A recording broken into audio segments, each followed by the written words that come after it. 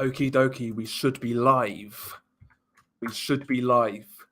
Any moment now, the purse bid for Tyson Fury versus Dillian Whyte should be announced. Purse bid takes place at 6 p.m. UK time, so in 4 minutes, according to my clock. Interesting, very interesting. The heavyweight division in the last few days has been nothing short of a joke, as we know.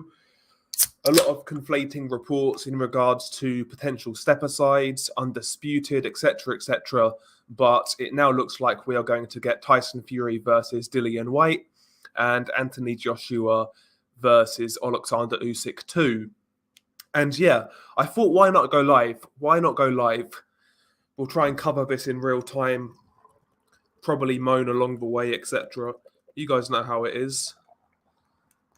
Honestly, though, all I really want now is a resolution to this, whether it be Fury versus Whyte and also Joshua versus Usyk. We need to get a move on now. It's becoming a joke. It really is, as far as I'm concerned. I'm on Twitter. We are ready to see what happens. Big up to AJ Morningstar, Felipe Percha in the house. Big up to you. ABC Def, big up to ABC. Long time no see. Hopefully you're well. Yo, what do you guys think the winning purse bid will be? If it actually goes to purse bid, because you never know, we could get a last minute delay again. I'm gonna guess here. I'm gonna say just over $20 million, maybe $25 million, something like that. Because I can't see that fight. It's a big fight in the UK. Don't get me wrong, but people are talking like 50 million, 40 million. Is it that size of fight? I don't think so. I don't think so.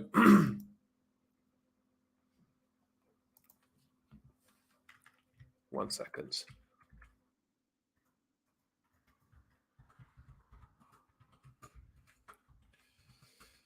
Yeah, we are sitting here at the ready. Big up to Cannon. That's another good point, Felipe. Will Sky go for this?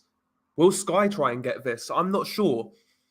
If Sky go for it, it will be under Boxer. Do they have that sort of money? Who knows? Interesting. I think the main, obviously, it's going to be either Top Rank or Matchroom, unless Triller come back in. Who knows? Yeah, I reckon around 25 million, that sort of region. That's what I think. Big up to Cannon. Yeah, maybe 30 million. Yeah, 25, $30 million. That's what I think the winning bid will be. Something along those lines. I just can't see this fight going for 40 or 50 million like some people are saying. Maybe I'll be wrong, but who knows? Who knows? I've got Roy Jones. Michael Spinks was a very good light heavyweight who could crack, but I think you've got to go Roy Jones. I think Roy Jones is like the ultimate fantasy fighter. There's not many guys you would pick to beat a prime Roy Jones. Big up to Bruce Goes. Big up to Bruce every single time. Great channel, great dude. Loves his boxing. Loves his weed. Loves his boxing. What's not to like? Triller might surprise us. You never know, bro. You never know. What are we going to say then? We are 1 minute away from purse bid. What the fuck is going to happen? I do think Sky are going to go for it. I think they'll put a bid in, or Boxer, whatever they're called. Again, all I really want is a resolution. You know, I want this fight signed. I want Joshua Usyk signed, and we can go from there. But, you know, when it comes to the heavyweight division, all we've been hearing in the last 4 years, basically, oh, just one more fight till undisputed. So for me to hear that again, I'm not exactly convinced by that, you know? I'm not exactly convinced. That's all we've heard since Joshua versus Wilder back in 2018. Oh, just one more fight, then we can do undisputed. And here we are again in the same position, the same situation.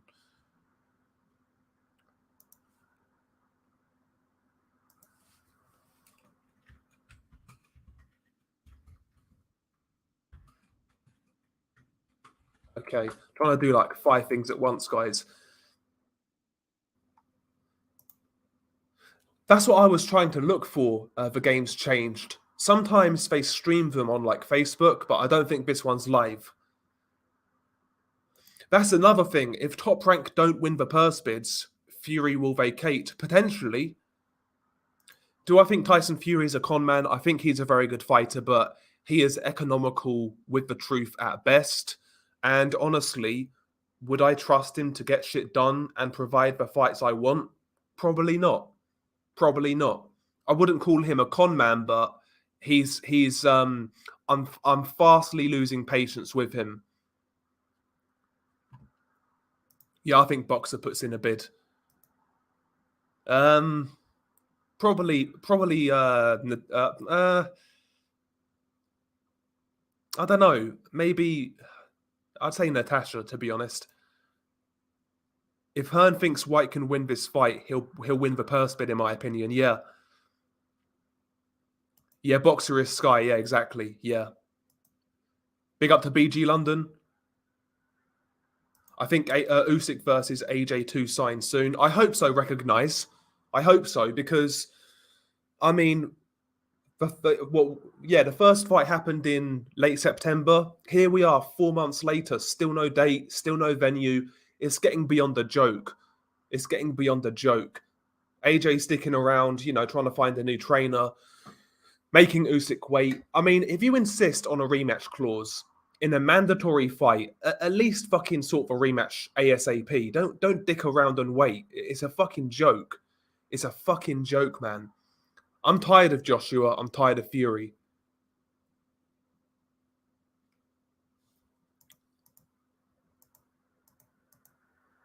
Sick and tired of him.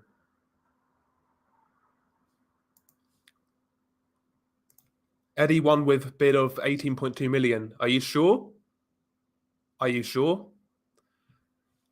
If Eddie won by, hang on, if that's for winning bid, I don't think Dillian Whyte's going to be happy.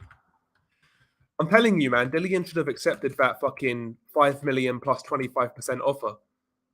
Maybe he'll get more than that in the purse bid. Who knows? Let's have a look. No updates yet. No updates yet. We're waiting. We're waiting.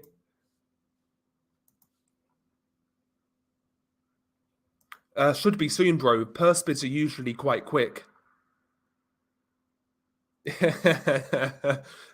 There are people out there who actually believe that, bro. Bear with me on that, Kangaroo Jack. I will do live panel soon, but this was just spare of a moment kind of thing. No, I don't hate any fighter, to be honest with you. I'm sick of Joshua.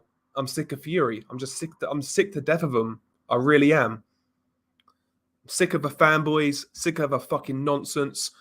They're businessmen first, fighters second. Unlike Usyk, he's a fighter first, businessman second. At the end of the day, Usyk is the only one I trust to get anything done in the heavyweight division. Yeah, I mean, I like Usyk. Believe it or not, I used to like Dillian Whyte, but his fans just turned me off, man. His fans turned me off. It was the same with Wilder. When Wilder was coming through, I quite liked him, to be honest. But yeah, the heavyweights attract a lot of fanboys. To be honest, though, I mean, Hearn is making out that Fury's ducking Usyk, but it was AJ who forced a rematch clause on a mandatory. Only reason AJ isn't ducking Usyk is because Fury wants to fight Whyte next. Yeah, so that's a whole mess. Eddie Hearn is basically saying that there was potential to sort Undisputed and have Joshua step aside. But according to Eddie Hearn, Tyson Fury doesn't want to fight Usyk next. And Igis Klimas, Usyk's manager, or somebody in his promotional team, basically confirmed that. He basically called out Tyson Fury for talking too much. He said that we agreed terms with your team, manager, promoters, etc. That's what Igis Klimas said. So there was obviously something happening. Who knows? Who knows? But all I'm saying is, would you trust Alexander Usyk or Tyson Fury? Usyk has fulfilled everything that he said he would. everything. Whereas Tyson Fury, he's a pathological liar. So I'm going to believe Alexander Usyk all day long. Well, Dillian manages himself, the Londoner. Yeah, I thought you were, bro. I thought you were. No, he doesn't. I don't think he beats Fury, Kangaroo Jack. I don't think he beats Fury. I think Dillian Whyte stylistically is it should be a relatively easy match for Tyson Fury. And I'll tell you this, if it was for Tyson Fury from the Klitschko fight, that style of Fury, he plays with Dillian Whyte. I still think he beats him now. There's a little bit more risk because Fury's more aggressive. But Tyson should beat Dillian relatively comfortably, to be honest. And don't get it twisted. I'm not picking I'm not picking Dillian to win.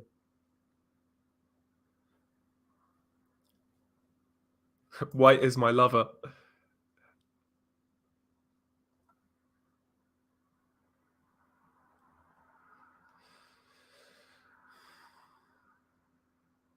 Maybe, yeah. I think it'll do good pay-per-view numbers. I think it'll crack 1 million in the UK. But having said that, though, if it's on DAZN don't really have that reach yet. So it would do better on Sky Sports. If Fury versus Whyte was on Sky Sports, it would do 1 million, in my opinion. On DAZN, not so sure. Nobody in the UK really knows what DAZN is right now because they don't have any Premier League football. They need football to push DAZN in the UK. They absolutely need football. Boxing alone is not going to sell DAZN to the public in the UK. It's just not.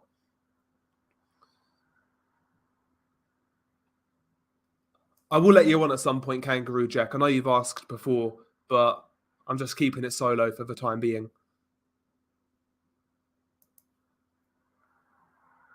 Exactly, yeah.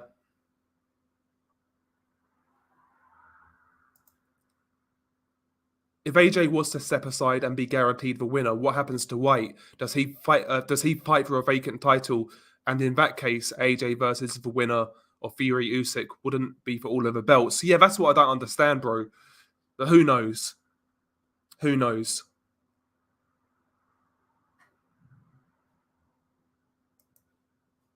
I think this is a troll. Queensbury won. Bro, Queensbury just blew Matchroom away. Queensbury blew Matchroom away. $41 million. Big Frank. Matchroom's bid was $32 million. There you go. Damn. Uncle Frank. Uncle Frank, man, just fucking delivered. Absolutely delivered. Eddie Hearn. Bro, can I just say, yeah, these Dillian Whyte fucking fanboys and the Matchroom fanboys have been wrong about this situation since day dot. The whole Dillian Whyte WBC situation and Tyson Fury. There were so many people out there acting like this was a foregone conclusion that Matchroom are going to blow everyone else out the water. DAZN have all this money, etc. And they do have money, but Frank's got connections. He's got connections with Bob. Obviously, ESPN have Disney money.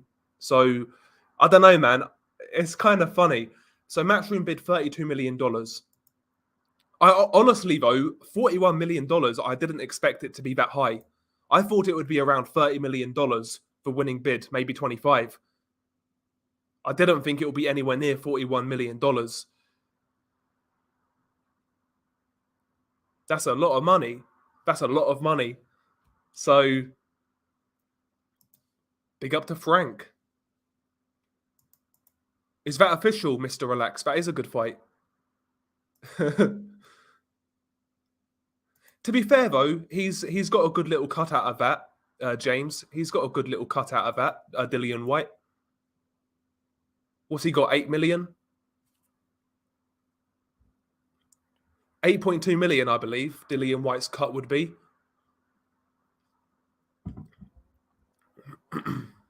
So, yeah, Dillian's got a good little payday. So he can't complain. I think that's fair.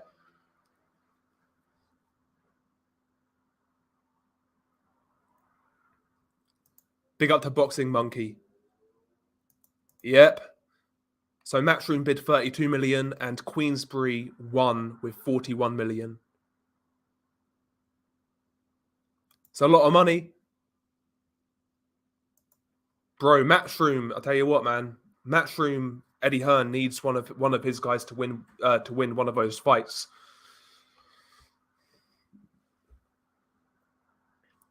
Old Frank, man, shoulder rolling out the gaff. Big Frank. Let me just have a little gloat on Twitter, trying to bait some Matchroom mongs. Hang on.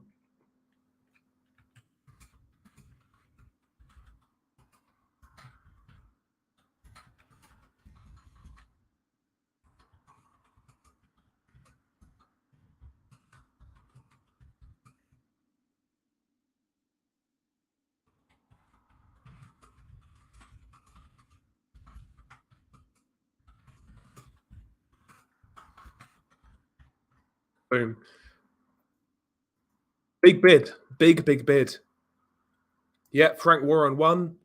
Old Frankie boy did it again, bro. When you think that guy's on the way out, he'll come back and fucking do something special. Yeah, that's what they need, Vader D. They need Premier League. They need Premier League, Champions League, even like the Football League as well.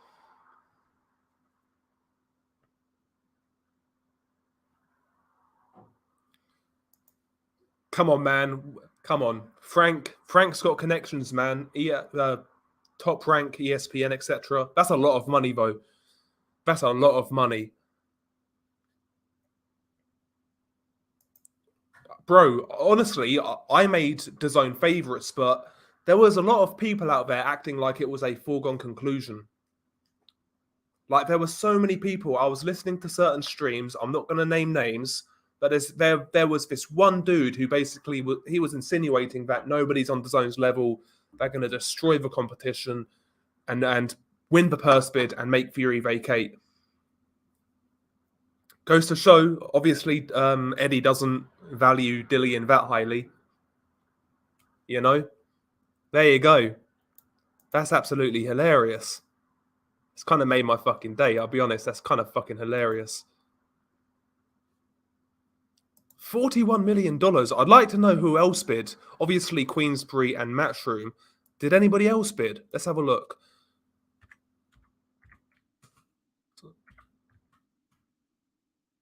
That's hilarious, man. Frank Warren, man.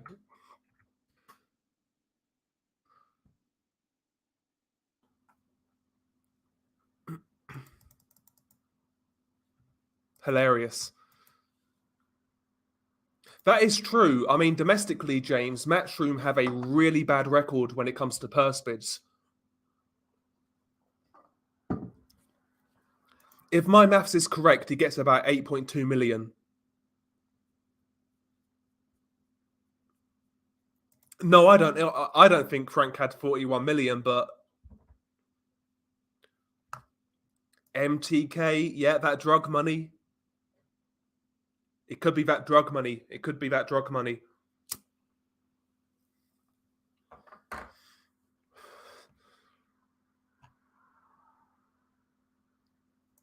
Your voice sounds different, or is my hearing going?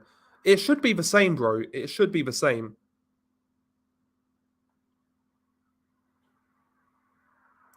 Yeah. Exactly, yeah.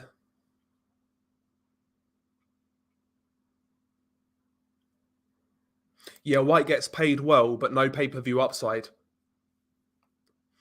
Exactly. Exactly. Whereas beforehand, he did. It's all over Twitter. So guys like Chris McKenna, for example, who works for the Daily Star. That's hilarious, man. Yeah, it's done. It's done, Pimp My Sniper. Queensbury won the purse bid. $41 million. All over Twitter. All over Twitter. Yeah, that's it. Yeah, we need Canelo to go with PBC. In all seriousness, I don't dislike Eddie Hearn that much, but honestly, I like the backlash because his fans seem to be the loudest. I know the PBC fans are bad, but I have to I have to live amongst the Matchroom fans, so I'd rather see Eddie take some L's. You know, yeah. Hopefully, Kiko bodies for Space Raider too. Facts. That's what I'm thinking, Andrew. That's what I'm thinking. Or like somebody else said, MTK, because MTK do have serious money. There's no doubt about it. They've got serious money. He just sticks. He just sticks around, bro. He sticks around. He's a survivor. Big up to you, Brandon. Big up to yourself. Winning bid was 31 million. Eddie bid 24. Good payday for both fighters. Yeah, I think when you look at it, neither guy can really complain. And honestly, I think that's fair. I think the split is fair as it is. I really do.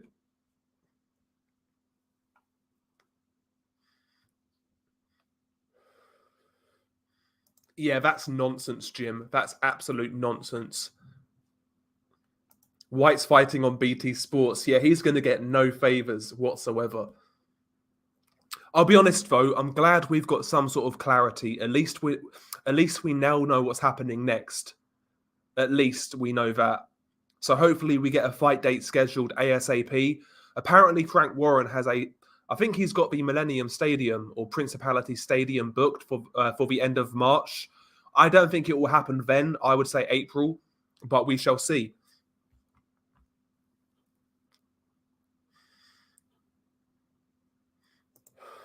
I don't think that'll be in America. I can't see it making the money back because that'll drastically affect the UK buy rate in regards to pay-per-views.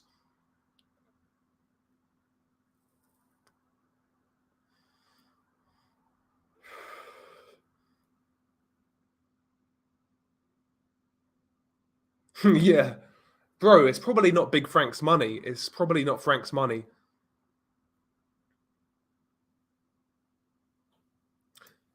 That's a good point. That's a good point. It'll be interesting to see if the zone BT takeover happens before the fight happens. That'll be interesting, yeah.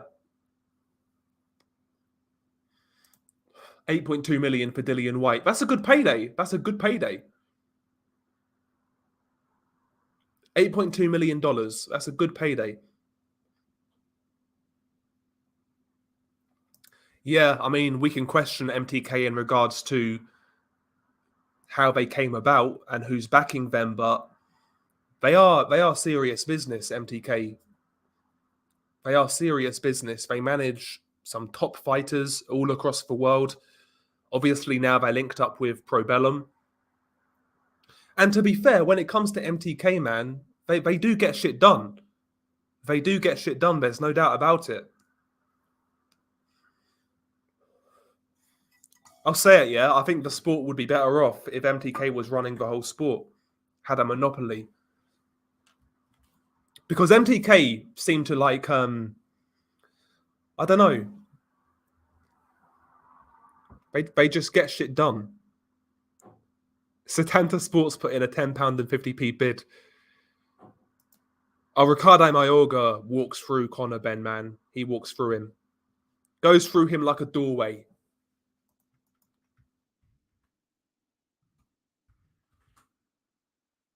Goes through him like a doorway.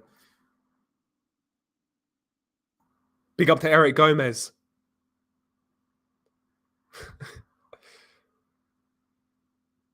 I think so, Andrew. I really do. I really do. I would say it's MTK or maybe Aram. I don't know. But if it was Aram, you'd think maybe I don't know. I really don't know.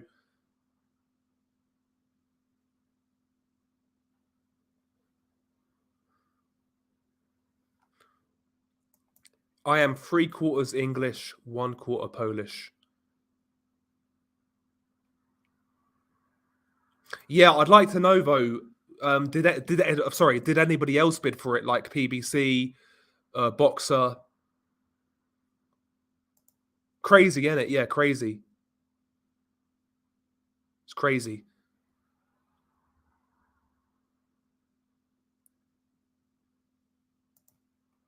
Exactly. Yeah, MTK have got money to burn. Old Trafford would have been perfect.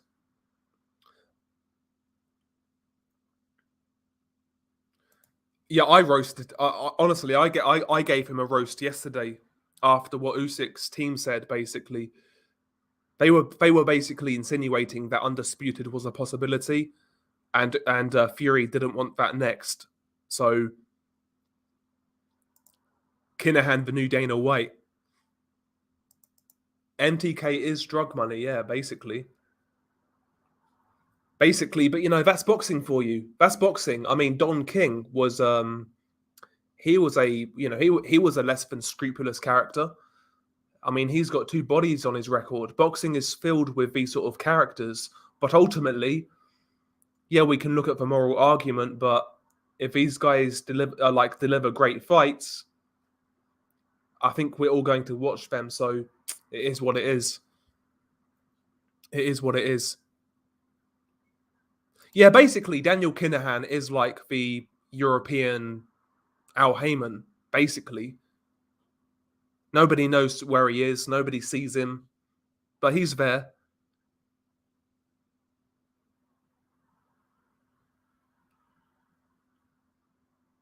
Yeah, exactly, Vector. I think Dillian Whyte should be happy with that. He's getting $8.2 million.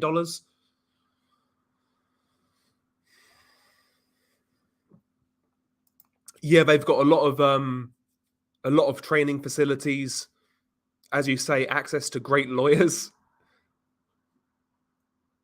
Like I've not heard a fighter bad mouth MTK. Yeah, it's pretty lit. I think it's just because of this purse bid. Indeed, yeah, leave a like, man. Smash that like, hit the like. Conor Benn is starting to annoy me with his fake Essex hardman persona. I agree, man. A lot of sound bites, not a lot of action. They're talking about Conor Benn fighting Maurice Hooker next. I like that fight. I will not complain if that fight happens next.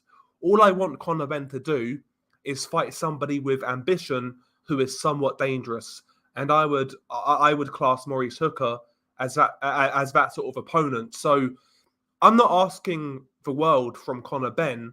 I'm just bored of these old shot guys being in there to make him look good. I understand you need a few of those fights in your career. I understand that on the way up. But Conor Benn now is getting to the stage where the hype is reaching a certain level and he needs to step up. And Maurice Hooker would be good by me. I'd be happy with it. Again, I'm not asking Conor Benn to fight Jaron Ennis or Virgil Ortiz, just somebody who's coming to win, who's not shot to bits.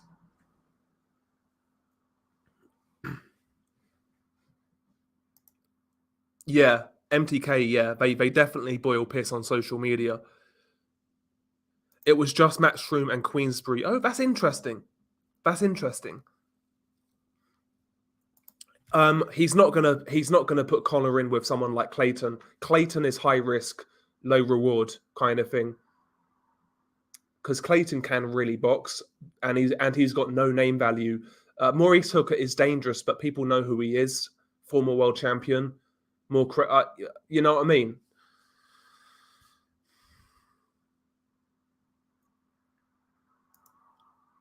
Yeah, exactly. That's what it looks like. Is Dillian going to stop crying now? Fingers crossed.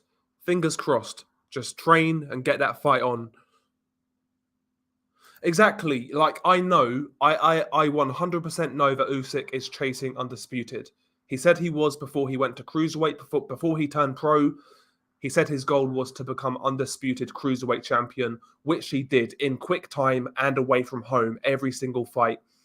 And once he moved to heavyweight, he said, I want to become undisputed heavyweight champion. He's fulfilling everything he set out to do. So I've got no reason to disbelieve Alexander Usyk or his team. No reason whatsoever. Exactly, yeah. That would be a great idea, Mr. Relax. And if people in boxing had any sense, they would do something like that. You know, it'd be great. Have like Matchroom versus Queensbury fighters on the undercard. That'd be great. That would be amazing. But it's not going to happen. Boxing's too short-sighted to do that.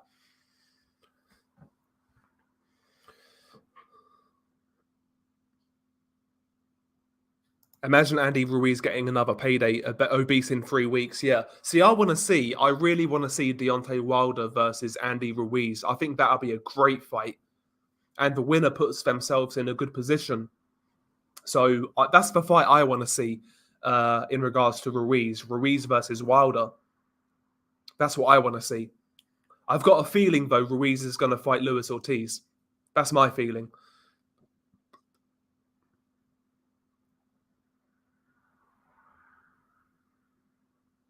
I don't know, man.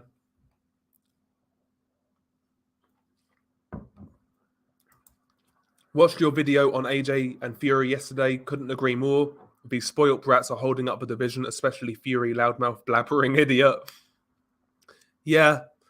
It feels like, though, on boxing YouTube and boxing Twitter, you've got a fanboy for one of those two guys, either Fury or Joshua, particularly from a UK perspective. It's just embarrassing, man. It's embarrassing.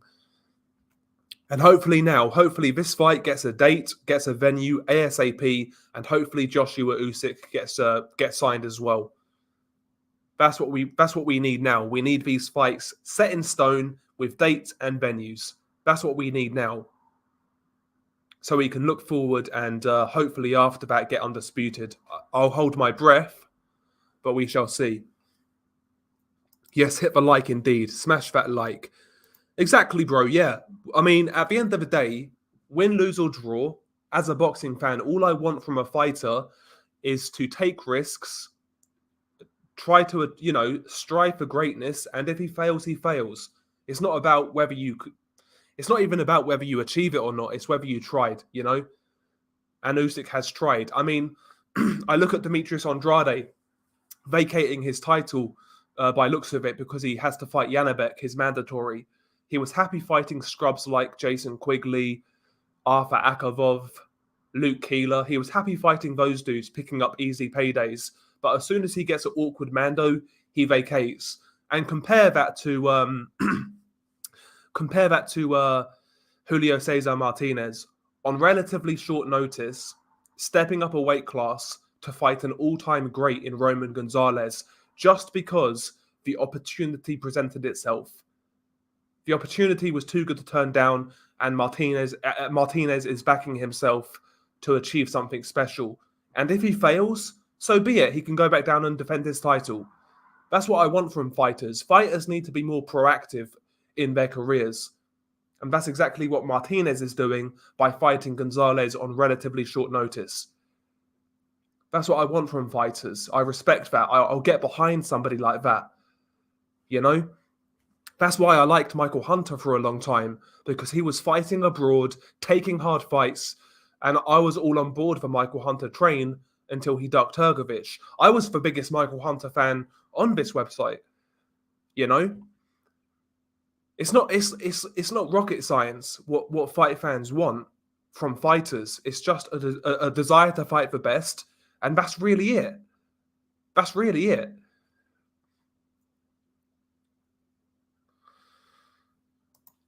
Daniel Kinahan has never been convicted of any offence in any court. So if the courts had all of this evidence on him, why isn't there an international arrest warrant issued? Because they have nothing. Yeah, they have nothing, absolutely, but it seems pretty legit that he's involved in some serious stuff, right? You could say that with Mexican cartel leaders, right? We all know who they are. Big up to True Crime with G-Man. Salute to True Crime with G-Man. Big up to G-Man. Great boxing channel and a great crime channel as well.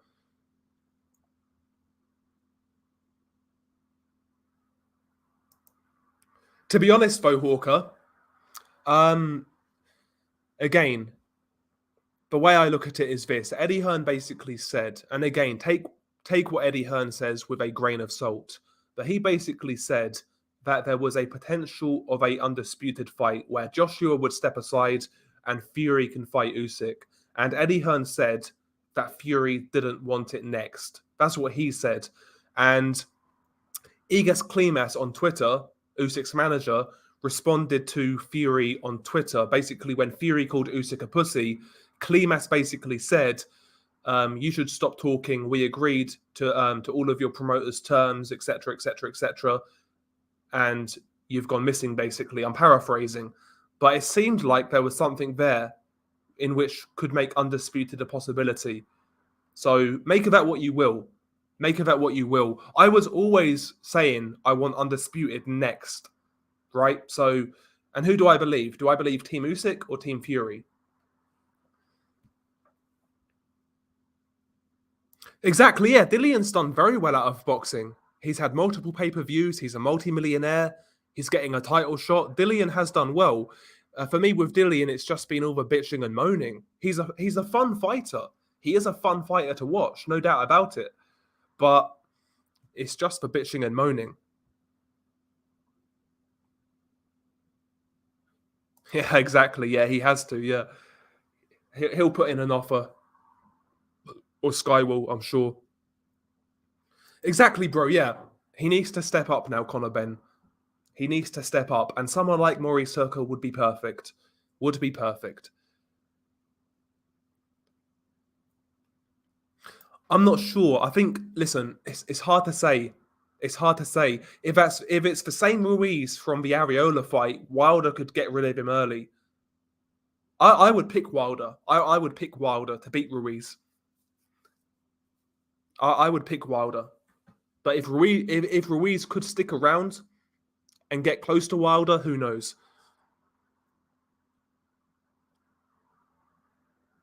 Yeah, Wilder versus Joyce would be very interesting indeed. That would be a great fight. I'd love to see that. See, that's the thing. It's not just Fury, Joshua, Usyk, and Whyte. There's a lot of other great fights out in the division. A lot of great fights. Like I said, Ruiz Wilder. What about Joyce versus Hrgovic? Hrgovic Yoka. There's so many great fights out there. So many great fights. I don't know, man. Hrgovic right now is looking like the boogeyman.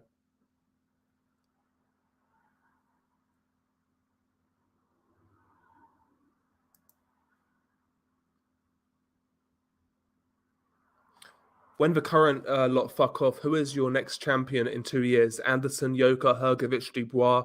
Fury is mental and retires after 2 fights, and AJ just don't have the heart. It's hard to say because when you look at the up and comers, is there anybody out there who's really? It's not like there's a Mike Tyson coming up who looks for goods, like an A-star prospect. There are good prospects like Hrgovic, like Yoka, but would you put your hat on them? Like, would you put money on these guys becoming dominant champions? I wouldn't. I wouldn't. There's a lot of good prospects coming through, but nobody seems like they're standout, if that makes sense. So it's hard to say. I think the next generation of heavyweights is going to make for a really interesting era. I think there's going to be a lot of titles change hands. I think it's going to be very fragmented who has the titles, which is a bad thing in one way, but I don't know. I think it could be very exciting. Yeah, I think Fury beats Whyte. If I was again though, if I'm Tyson Fury, I look back to my style against Klitschko, Christian Hammer, Chisora in the rematch. I think that Fury plays with Whyte, absolutely plays with him. I think the Kronk Fury also beats Whyte, but there's just a bit more risk in that style, where you could walk onto a left hook, or you know what I mean. I'd like to see Fury go back to boxing against Dillian.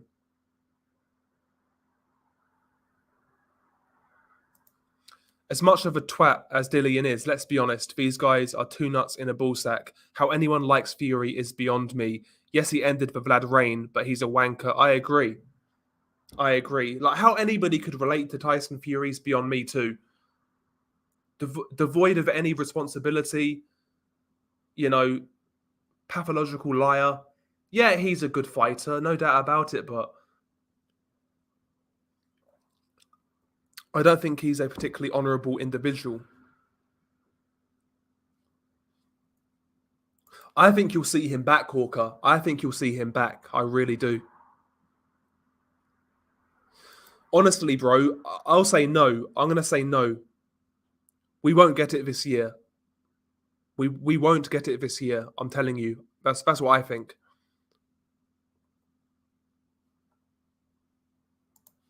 I don't think Frank's going to recoup that 40 million. Yeah, so but what is that in pounds? It's $41 million. What is that? About 31 million in pounds, something like that. He'll struggle. He'll struggle. I'll tell you that. Yeah, I agree. So I agree, Zambano love. I agree. That whole situation's a joke. Josh Warrington fighting for the title he vacated to avoid his Mando after coming off a KO loss to a massive underdog. Exactly, yeah. It's a joke. It's a joke. And as for Ebony Bridges, I couldn't care. Felix cash opponent. Somebody mentioned this earlier. Somebody mentioned it earlier. I knew it. I knew I would get some bites off these Matchroom Mongs on Twitter. I knew it. Oh dear.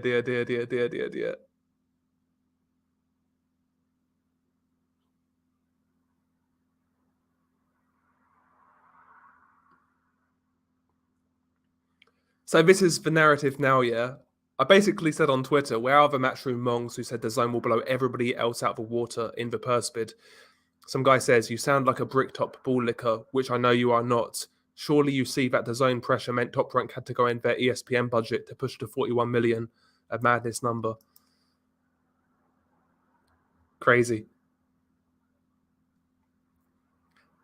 Yes, bro. Seeing Frank submit the largest purse bid in British boxing history is the funniest and most ironic situation ever. I just hope we don't have another cancelled event due to a wank injury. Exactly, bro. Exactly. It's crazy. When somebody said, "Oh, Queensbury's won by 41 million, a 41 million bid," I thought they was trolling. Big Frank, man. Big numbers. Big Frank. Big money Frank. But big up unrivaled. Big up unrivaled. Yeah, I think Yoka has a lot of ability. Honestly, yeah. If I knew, let's say Yoka had Joe Joyce's chin, I think he would be the best prospect in the heavyweight division. But I know Yoka doesn't have that sort of chin, so it's whether he can stay out of the way. But he is a good boxer. He is a good boxer. He is a good boxer. Yeah, I think Fury's definitely developing a brand in America.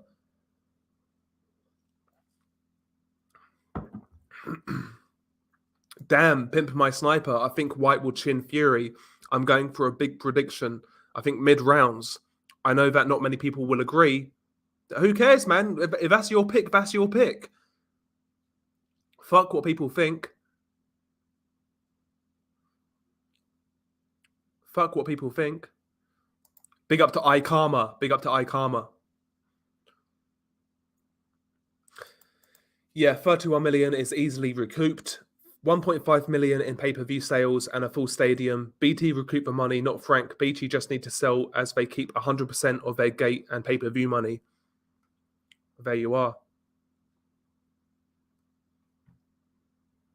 There you are.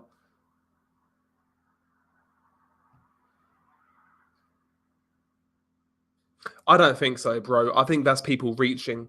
I really do. Because let's be honest, yeah, the reality is the Matchroom lot have been wrong in regards to this WBC situation since day one.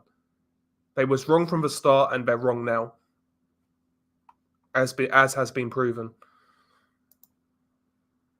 Del, would I be right in thinking now Warren won the purse bid, Bob has no dealings, so his contract of 3 fights with Fury rolls over?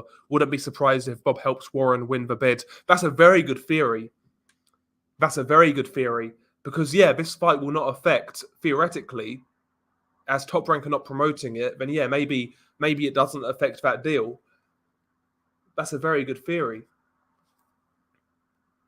You might be right. Maybe MTK chipped in as well. Yes, sir. Fury Whyte.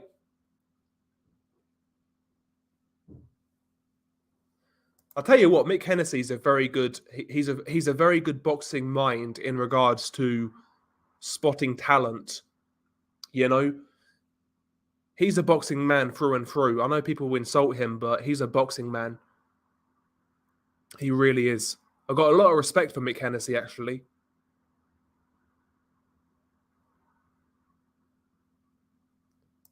If Whyte can't beat AJ, he's not beating Fury. To be honest, though, one thing I will say, Dillian Whyte's got better since then. And that was, let's be honest, Dillian was injured against Anthony Joshua.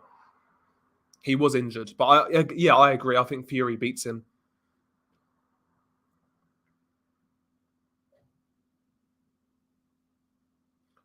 Oh, Magomed Madaev. Okay, yeah, good. That's a good opponent. I've seen Madaev fight on some of those. I think it's those RTC cards.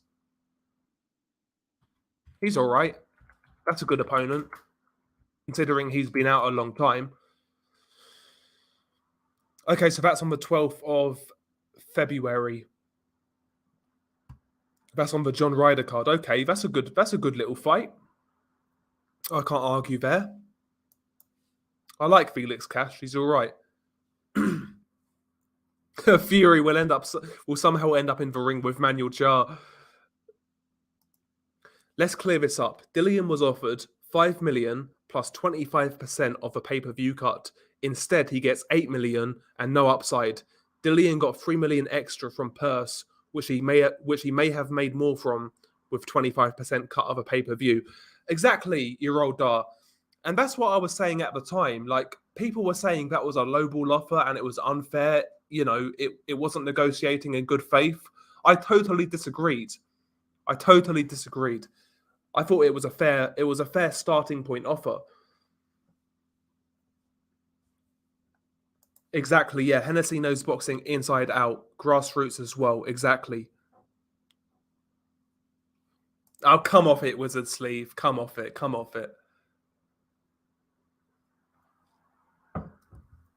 Big Frank, man, just came up with that money. Oh, Ray Mercer. In my opinion, Bruce, he beat Lennox Lewis. Why that fight was only a 10-rounder, I'll never know. And why there wasn't a rematch, I'll never know.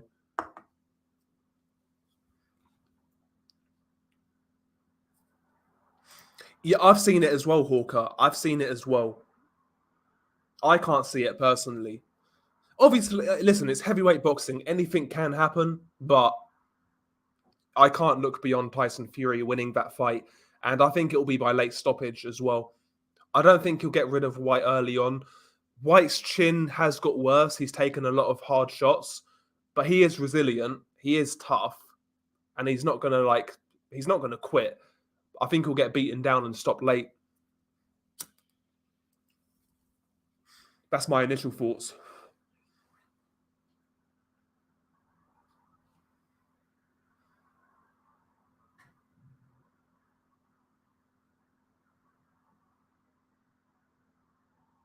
Big up to Marianne G.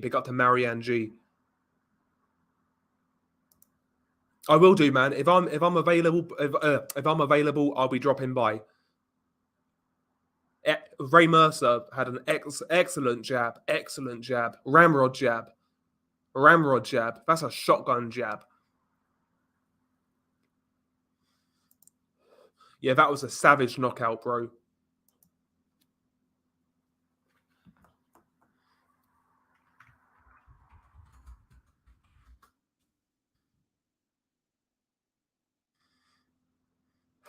Exactly, Celtic Crusader. At least now we have a bit of clarity. Fury versus Whyte is happening. It's a Queensbury show, BT Sports. We know it's happening. That's great. Let's get Joshua Usyk 2 signed as well. We need this shit sorted out.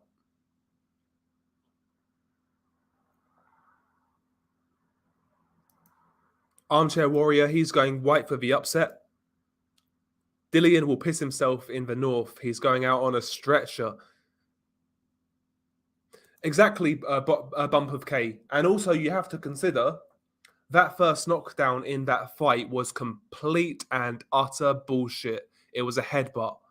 It was a headbutt. And take that knockdown away because Joseph Parker was winning that round. I think Parker would have got the decision. Correct me if I'm wrong. But if Parker was never knocked down bullshit, like if that bullshit knockdown wasn't called in that round, Parker should have won the round. And I think that means he would have won the fight. Yeah, Queensbury won, Marianne G. Frank Warren, $41 million bid. He won.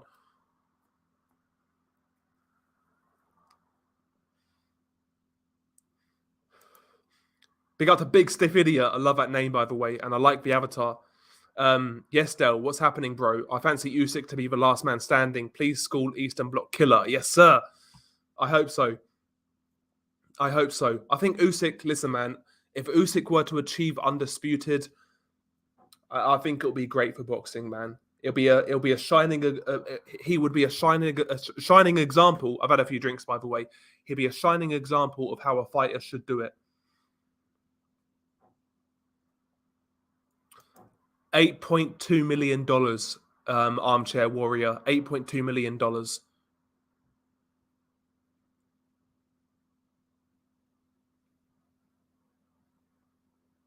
Yeah, so Frank put up $41 million and Eddie put up $32 million.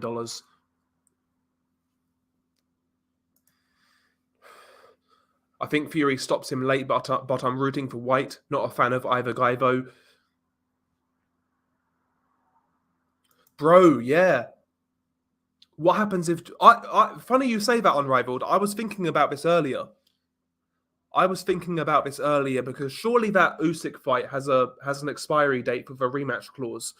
I heard end of February by the time that fight's got to be sorted out. I'm not sure, but I thought about that as well. They need to get their skates on.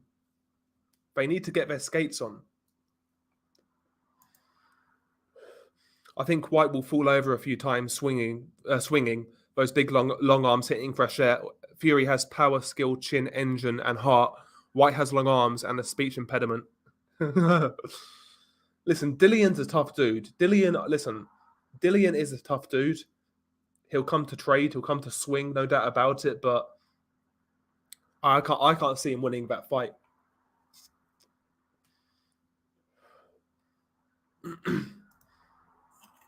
I hope Kiko smashes Warrington like he did Barry. I agree.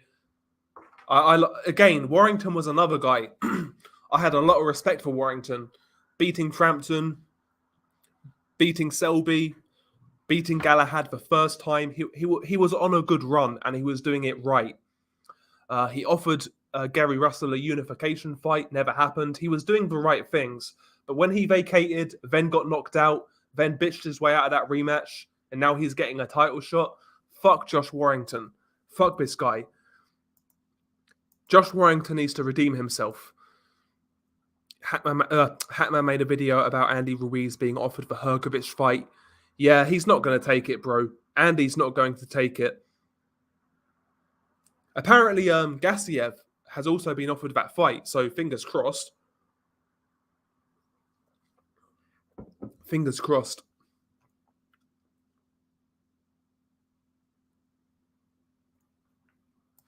Yeah, we'll see, man. Yeah, the build-up will be good. The build-up will be good.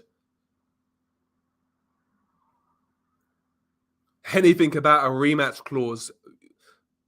I don't no, because it's a purse bid. It's a straight purse bid, so there's going to be no rematch clause.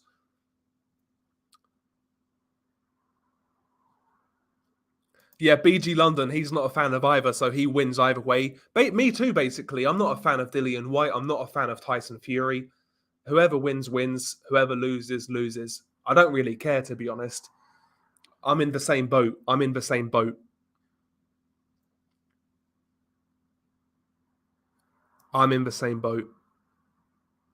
All I hope for, in all seriousness, is a fair fight and the best man will win. which I think will be Tyson Fury.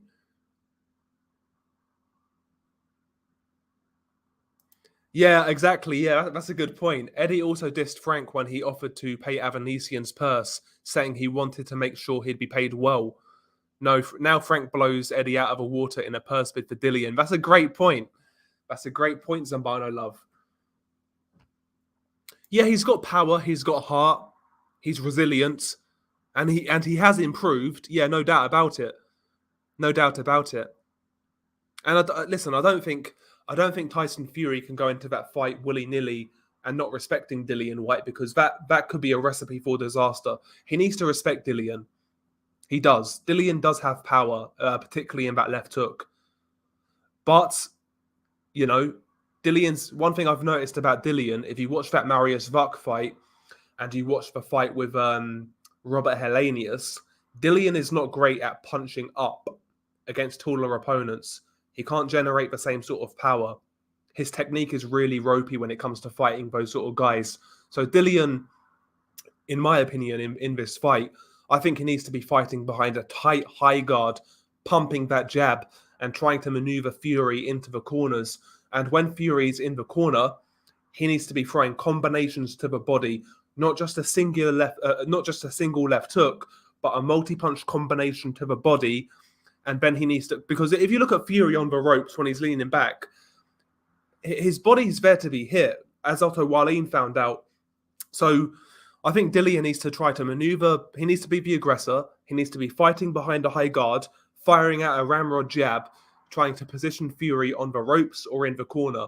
When he's got him in the corner, throw the combination to the body and finish the combination with an overhand right, a looping overhand right from low, because Tyson Fury's always struggled with that shot.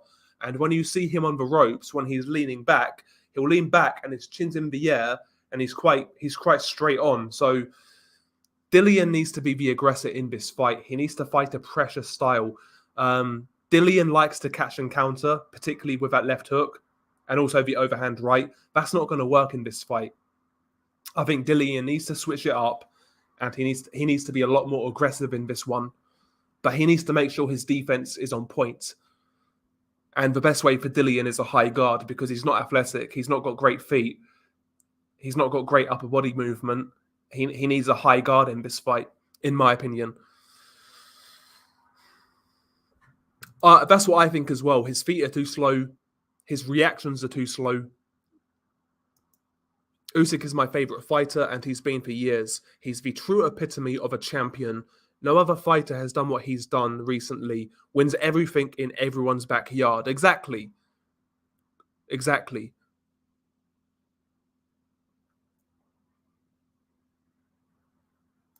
Again, I would like to see a redemption story, but right now, I have lost a bit of respect for Josh Warrington.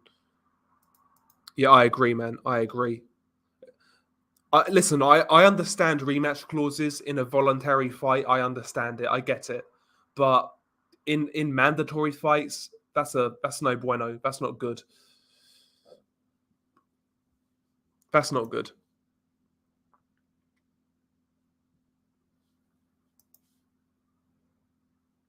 Eddie Hearn, big up to Eddie Hearn. Wilder versus Joe Joyce going to fight for the WBC mandatory. I wish, man, that'd be a great fight. Well, Zhili Zhang said he would take that fight, and I think he's like ranked number 11 or 12, something like that. So fingers crossed he takes it, if the other guys don't take it. Yeah, if Fury loses, it's detrimental to his legacy. After all the talk, losing to Dillian Whyte. Big up to Lennox Lewis.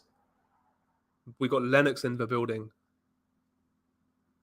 There's that as well. Yeah, his understanding of distance and range is pretty poor, to be honest. Armchair Warrior, particularly against taller fighters, as you've mentioned, he constantly falls short with that jab, and all Fury needs to do is lean back, come back over the top with his straight right hand, and Dillian's going to get countered to death. That's why I say he should fight on the front foot, behind a high guard and just pop that jab, a hard jab. Don't even aim at the chin, aim at the chest of Fury and try to maneuver him and cut the ring off and try to pressure him. Try not to punch with Fury above mid-range and be the pressure guy. Because I've got a feeling Dillion's going to try and catch and counter on Tyson Fury, and that's going to end badly, in my opinion.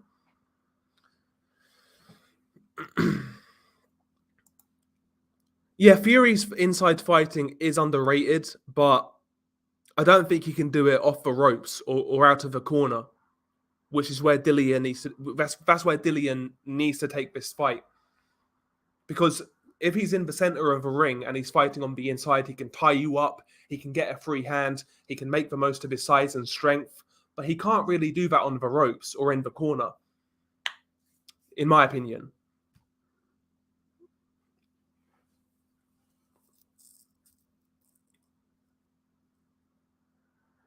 I can see Fury going on another coke bender a week before this fight happens. You never know, man. It's Tyson Fury. You never know. Yeah, exactly, John McSmith. That's how I see it. Yeah, Whyte has a punchless chance, just like Wilder did. If they've got a box, then Whyte will never win. I totally agree. Totally agree.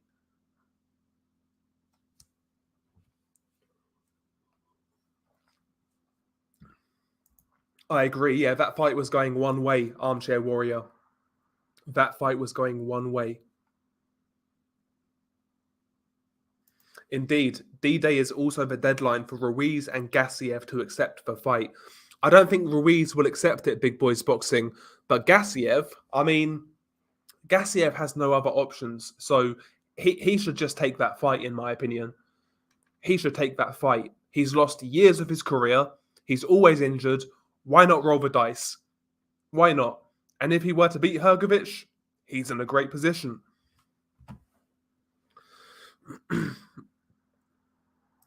Yeah, that's a good point. They are different levels.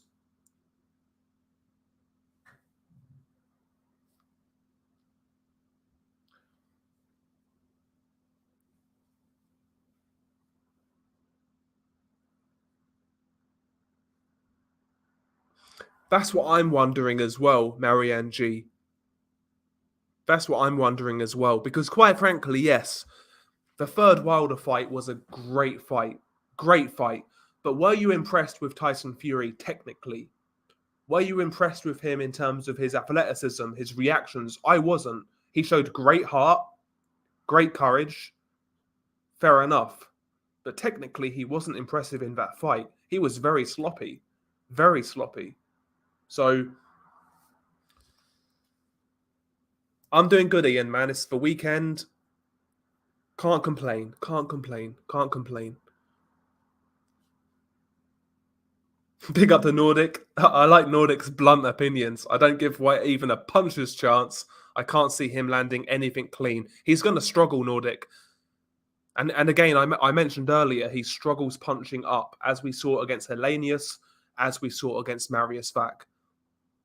He needs to fight this fight in a high guard, jab to the body, jab to the chest of Fury, try to maneuver Fury into the corners and work. That's what he needs to do. He needs to pressure fight in this one. And I'll tell you what's a good fight to look out for Dillian Whyte. We mentioned it earlier.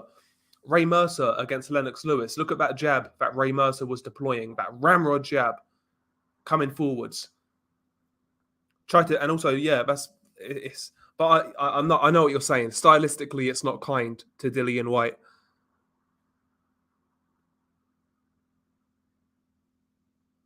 It's mad, isn't it? It's mad. Like these boxing interviewers, like nobody's asked that fucking question. Nobody's asked it in regards to this Warrington situation. Nobody's asked it. How bad this looks. How bad the optics look in regards to this situation. Nobody's asked that question. It's a joke. Nobody's asked if Lara's going to get the winner. He does have, listen, he does have decent timing, Dillian Whyte, but I don't know about his IQ's underrated. I wouldn't go that far.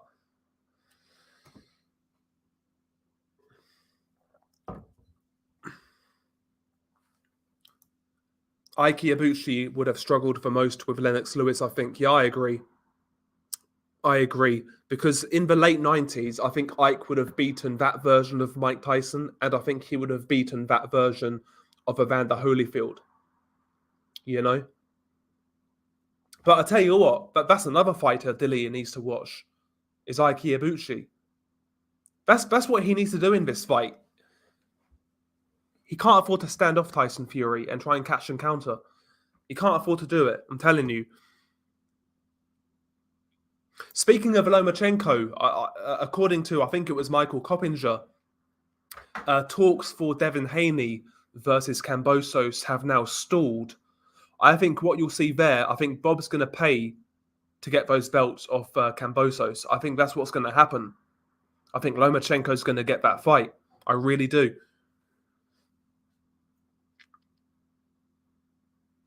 That's what I'm saying. Late stoppage for Tyson Fury. I think Dillian's going to be brave, as we say in the UK.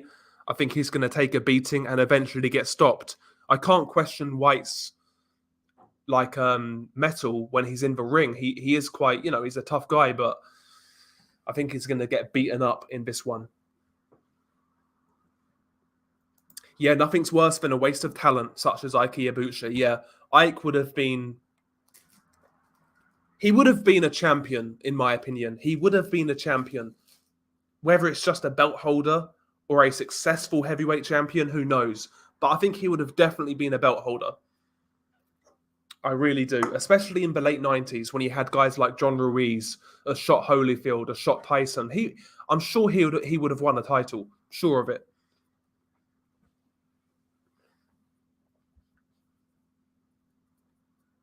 Check him out, John McSmith, Ike Ibushi, yeah. So his claim to fame was beating Chris Bird. He destroyed Chris Bird, a prime Chris Bird as well, destroyed him. And he went toe-to-toe with David Tua in one of the most underrated heavyweight fights you'll see. And he took flush shot after flush shot from David Tua. The guy had a great chin. He had a great work rate. He had power himself. I'll tell you who he reminded me of, stylistically. He was like a more compact... He was similar to Holyfield in a way, Ike Ibushi. He was similar to Holyfield in terms of style, but bigger, a bit bigger. I think he would have been a very good fighter if he continued, but he went crazy, obviously, as we know.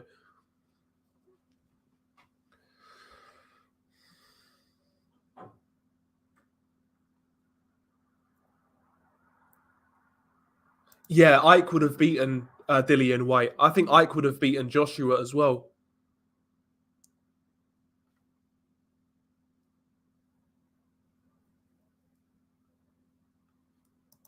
Yeah, I do. I'll be honest though. I do like that Conlon Wood fight. That's a good fight.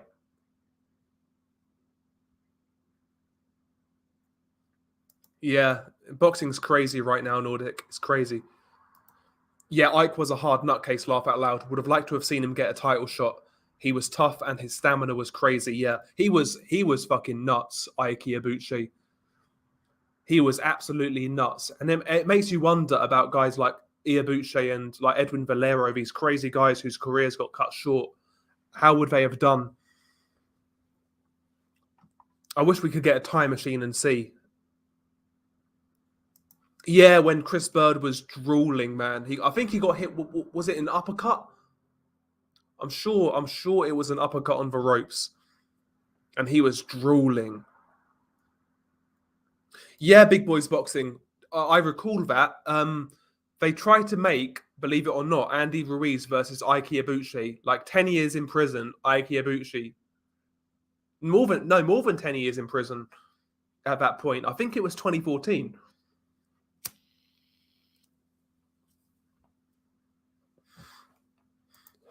I think he is the biggest what if in the heavyweight division because he did have it all.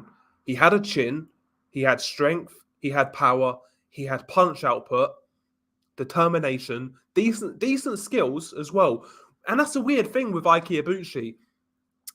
He was outside the ring, he was a madman, as we know. But inside the ring, yeah, his style was very aggressive, but he was very clean.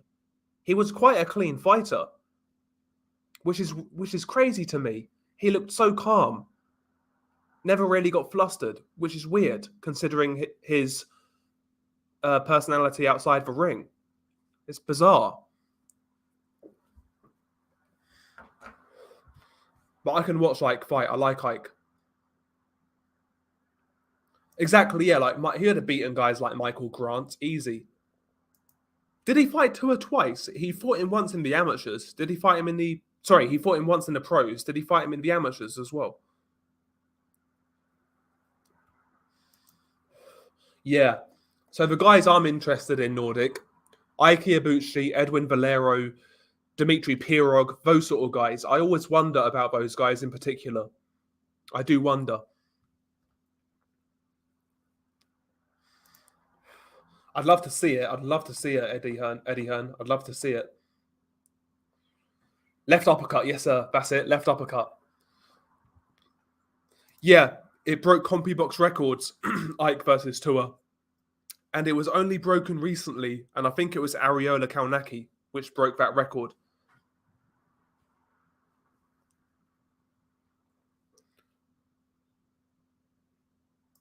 Yeah, before Ike fights, his coach should have whispered in his ear, "Your opponent is the demon." Yeah.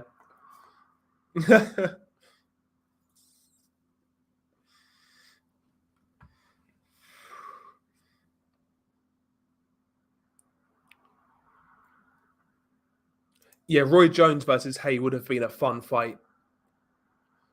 Yeah, so Pirog was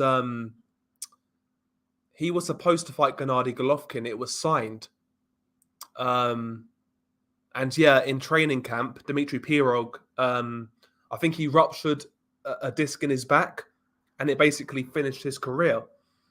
Because when Golovkin fought Proska, that's when he should have fought Pirog. Proska was the replacement.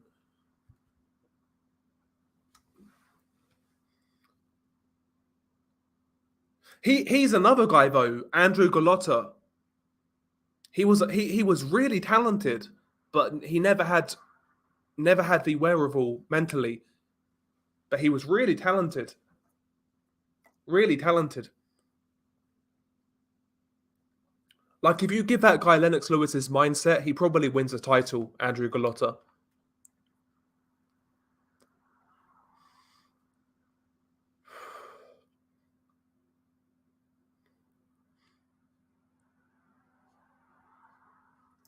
Exactly, he needs that sort of performance. Honestly, kind of like Nordic, I think Kambosos loses his first title defense. I'll be honest, yeah. I think Kambosos loses to Lomachenko. I think he loses to Devin Haney. And shoot me dead, might be controversial. I think he gets knocked out by Ryan Garcia. I really do. I think it was lightning in a bottle against Teofimo. I'm not saying he's a bad fighter. I think Kambosos is good. I think he's genuine top 10 level. He's world class. But I don't think he's elite. I might be wrong. But I don't think he's elite. And I do believe that Teo was compromised on that night. I believe for what came out after in regards to the doctor, saying he had something wrong with his breathing. I do believe that.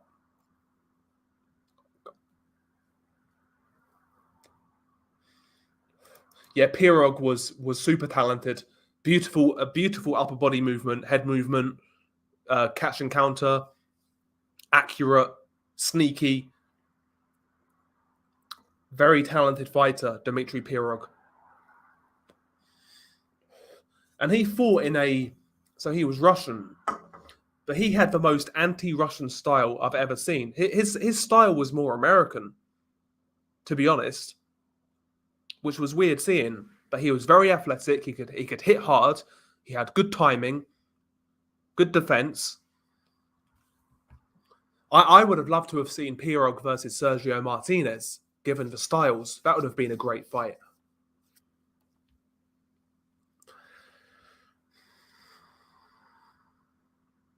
Yeah, he could have been great, I think. They should have fought twice. Ataya, they should have fought twice. But I think that fight did a lot of damage to Ike. I really do. I think that fight done a lot of damage to him. And that's what we're missing a David in today's heavyweight division. We're missing a David Tuat as well, like a short, stocky fucking puncher. You know, we're missing that sort of guy.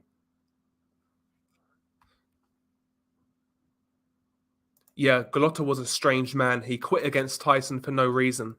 Yeah, when that sort of thing happens, I think naturally we're always skeptical of whether like the fix was in. But I just believe with Golota, he was that sort of guy. Just for whatever reason, he didn't fancy it on the night.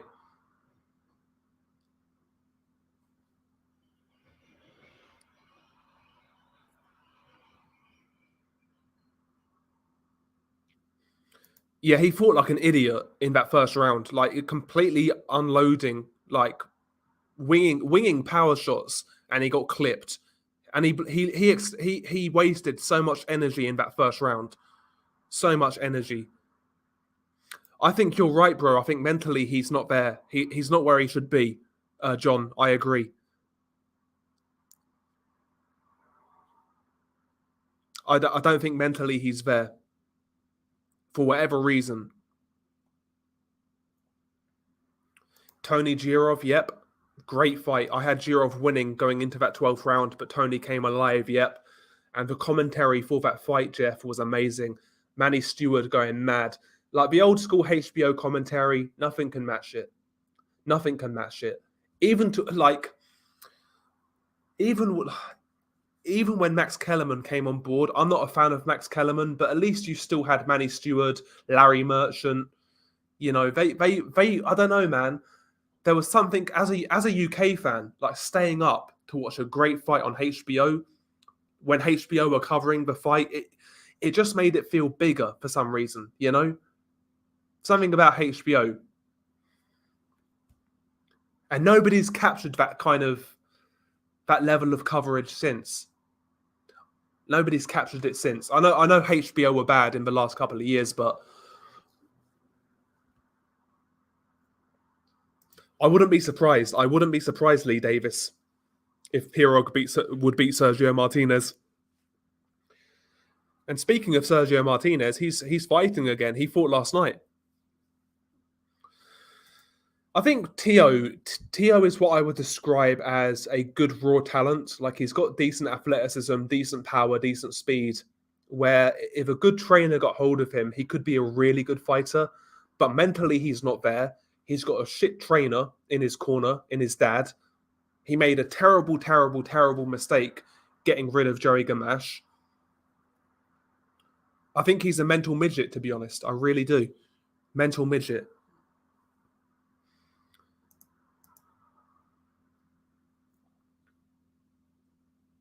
Yeah, that's what a lot of people think. I've not really researched that case, to be honest, but a lot of people think that.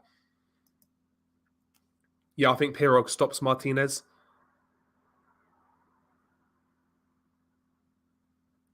You might be right. He definitely drops Martinez. Does he stop him? I'm not sure. I think he probably wins, actually. I do think he probably wins. Golota versus Bo, yeah, 2 fights, actually. They had 2 fights, and both times Golota was winning hands down, outworking Riddick Bowe, actually beating him on the inside as well, which is interesting because Riddick Bowe was a great inside fighter for a heavyweight, but for whatever reason, Golota just lost his cool and started punching him in the dick. For whatever reason, who knows, man?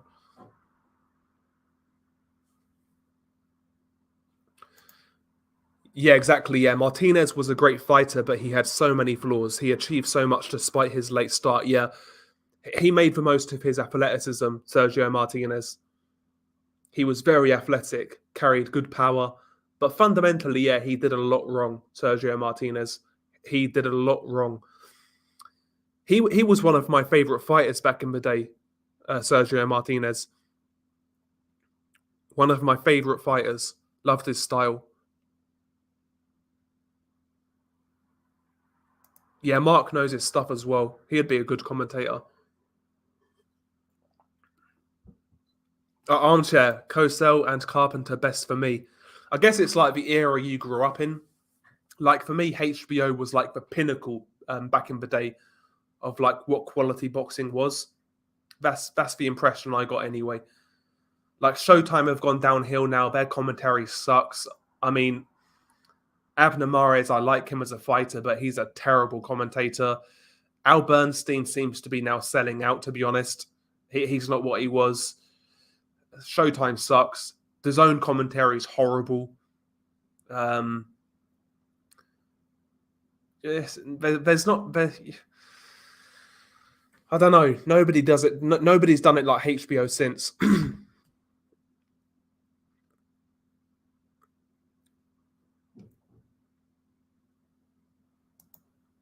I think they'll do pretty well. I think they could beat guys like Caleb Plant and people like that.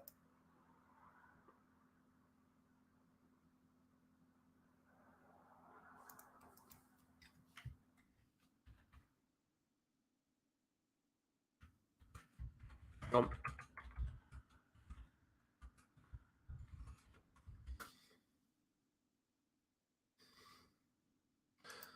yeah, I need to. I do need to cover some UK stories, bro. I do.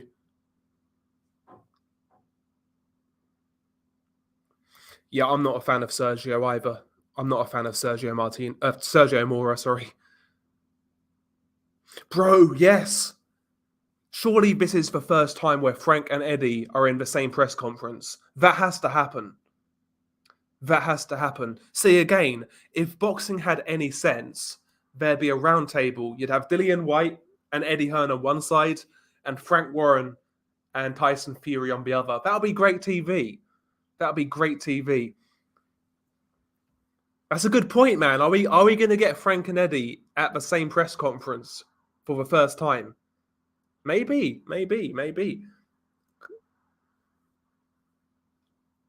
Yeah, HBO went from one of the best to one of the worst. It's so sad. Yeah, and it happened quickly as well. It happened quickly.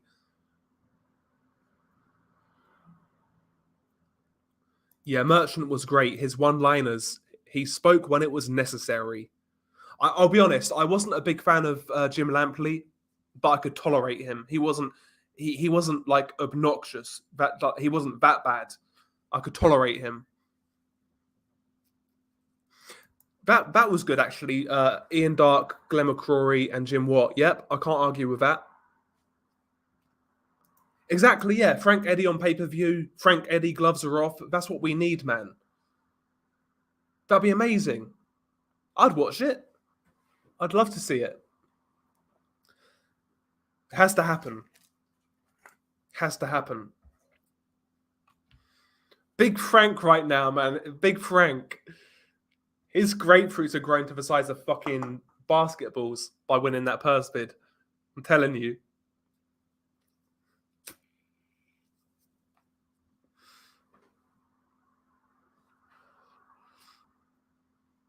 Yeah, big up to Unrivaled, by the way. Great channel. And also check out both Nordic Warrior. He's made some videos recently, some retrospective videos. Made a video on Mike McCallum today. And also check out Unrivaled Boxing Talk. Two great channels, great dudes. Got a lot of time for both of these guys.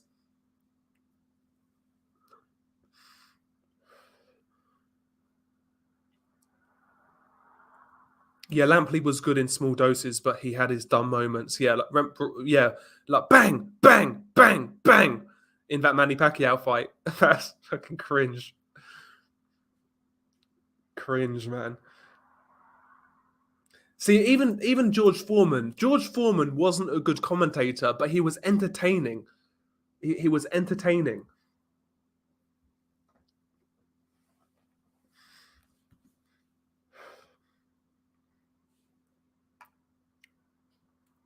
I'm not a fan of him. I'm not a fan of him. I'm not a fan. I bet Frank Warren's going to pop out the beige tweed suit for this one with the parted comb over shoulder roll. That's going to be amazing. That has to happen, man. They have to be at the same press conference. We need to see it.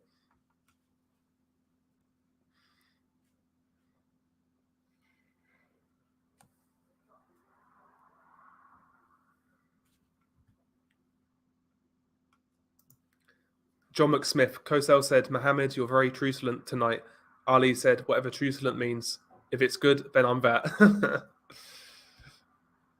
Yeah, I like Stewart as well. Emmanuel Stewart always seemed like a nice guy as well. He always seemed like a good dude. He seemed like one of those guys. He was kind of quiet, but you know, if you pissed him off in training camp, he would fucking go ballistic. He's that sort of guy. If he reaches that certain point, you'll know he'll go ballistic.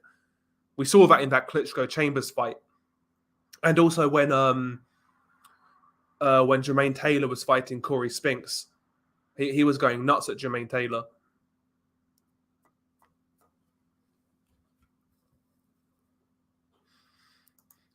Needs to happen, or a joint IFL interview. Get those two guys together. Something like that has to happen. I wouldn't be surprised. Yeah, exactly. George wasn't a great commentator, but he was just entertaining, you know? And that's the thing with commentary. Like, I agree with the narrative that commentary is very poor these days. I agree. But I don't necessarily think you need to have four guys who know boxing. Like, you can have like a comedic relief, like blow-by-blow kind of guy. You got the analyst type of guy. But it doesn't have to be like some ultra uptight PC fucking like commentary team. I'm not, you know what I mean? It's like, I like the commentary team to have a bit of banter, tell some shit jokes. That's why I like Barry Jones.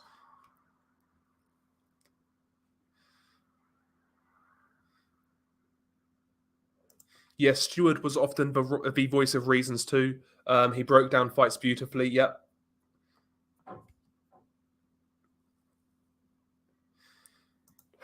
Yeah, Jermaine Taylor. He was getting mad at Jermaine Taylor against Spinks, Corey Spinks, and he got mad at Klitschko as well when Klitschko fought Eddie Chambers.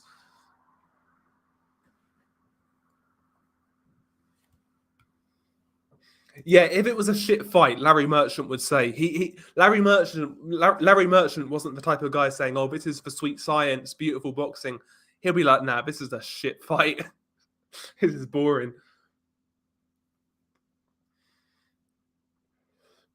Oh yeah, when Prince Nazim looks down at the camera after the George Groves fight and says, "Chris Eubank needs to retire. He's finished. I don't want to see him get hurt anymore." Exactly. Yeah, George Foreman was the he was there to be difficult, really, be contrarian kind of thing. Like when Bernard Hopkins was fighting Felix Trinidad, like Hopkins was dominating that fight, and like you could tell Foreman was getting so mad. He wanted Trinidad to win that fight. And even Larry Merchant called him out. Like, Larry Merchant wasn't a Hopkins fan. And Larry was like, when are you going to start giving Bernard Hopkins some credit? He's dominating this fight. I agree. I think it would have been a different fight. I really do. I think it would have been a different fight. What's his name? Jonathan Banks is too passive. I think Jonathan Banks knows his boxing, but I don't think he was the right guy for Klitschko. Honestly, Sugar Hill would have been the right guy for Klitschko looking back. I think Sugar Hill, if you get to a certain point, he's going to let you know what the deal is.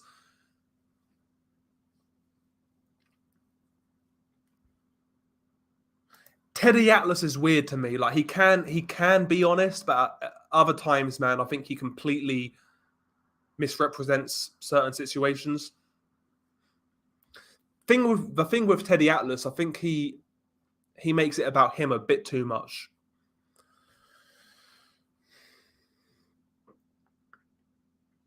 Honestly, I've got a lot of criticism for Johnny Nelson, but I think he's pretty good at that sort of thing.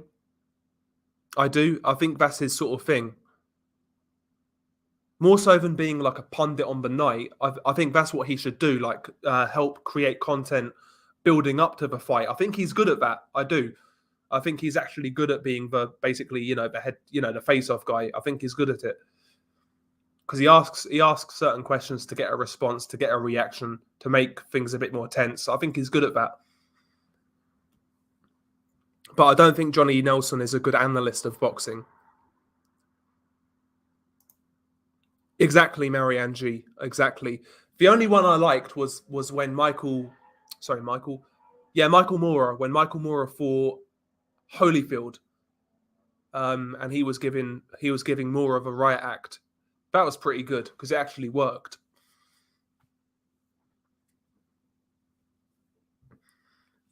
Exactly. Yeah, he knows how to press buttons, and I think he's good at that sort of thing. And I think he's good at presenting build-up material before the fight starts. But I don't think he's not a good analyst in terms of like breaking boxing down, reading a fight. I don't think he's great at that. But he is a good presenter.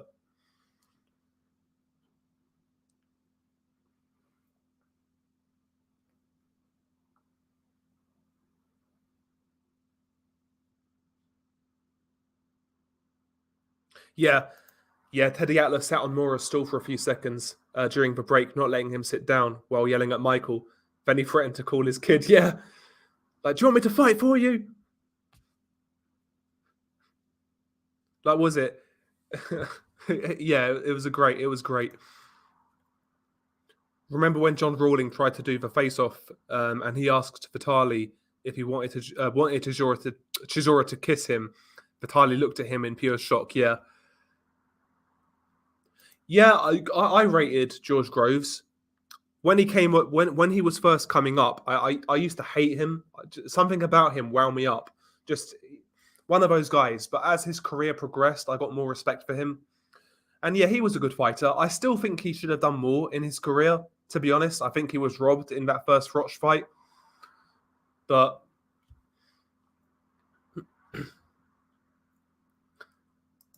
yeah, Rawling, I did it for Box Nation. Oh, Bunsey on Whyte versus Fury. Christ. Yeah. Do you believe in magic? We can bring your father back tonight. Like that was good as well. Actually, that was he is a good talker. Teddy Atlas. He is a good talker. He knows how to captivate attention, and that can work for certain fighters. No doubt about it.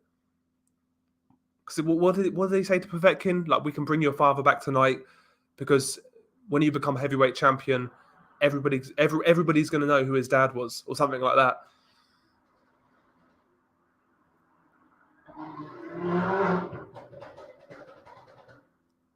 They should have.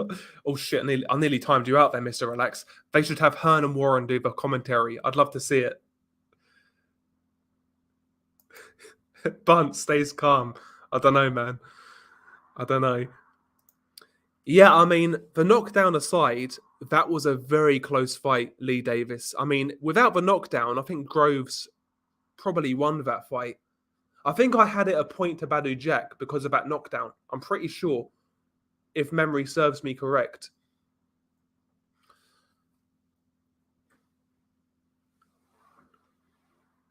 Yeah, we are firemen. Yeah, Jim Gray, he gave no fucks when it comes to interviewing fighters. He gives no fucks. He's not as abrasive as he once was, to be honest. But he was good at his job as well. Yeah. Teddy screaming at Povetkin in English, and the translator had to convey it calmly. Yeah. Yeah, I don't watch Teddy's podcast. I don't watch it. Not my thing. Not my thing.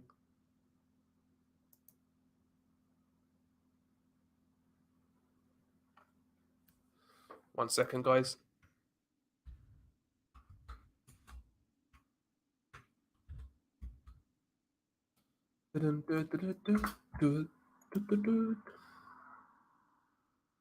Yeah, I saw that. Yeah, he was giving it to the referee. Yeah, after that Showtime card. Yeah, that's the thing though. Like with Badu Jack, he was always very consistent. He did the basics well, good solid base of fundamentals, and sometimes that's going to bail you out when a guy makes mistakes. A more naturally talented guy in George Groves, but Badu Jack is just so consistent. If you have an off night, he's going to win. You know, I got a lot of respect for Badu Jack actually. Like Badu Jack had a good run at 168 and at 175. He never really ducked anybody, Badu Jack, if memory serves me correct.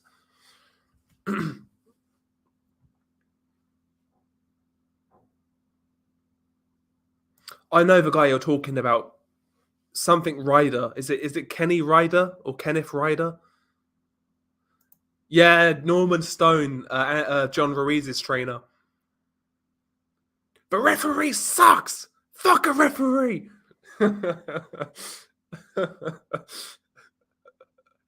like you fucking jack off. And then he got sent to the dressing room.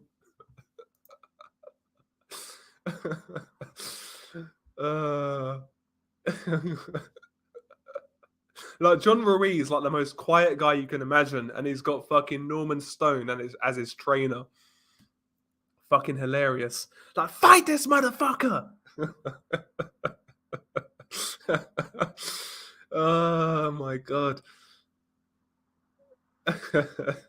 you fucking jack off! Oh man. We don't have those characters anymore, man, in boxing. Those old school fucking spit and sawdust type of characters. Love it. Yeah, Valuev's coach punched Norman Stone and took the belt back. Oh man. Oh Christ. That's actually, do you know, until you've said that, Zambano love, I never. I can see it. I can see it. Yeah, I can see it. I can see it.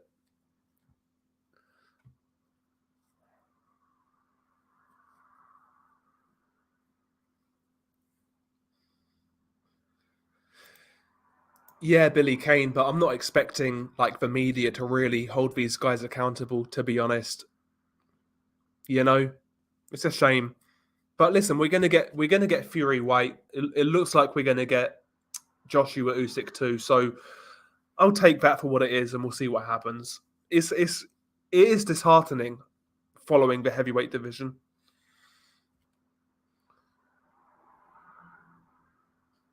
Yeah, that was it. Yeah, it was when Ruiz and Stone refused to hand over the belt. Yeah, then Valuev's coach smacked him and took it. Yeah. Yeah, Badu Jack. Yeah, he had a great run, Badu Jack. He had a very good run for a period of time. Yeah, Norman was funny, man. It was funny.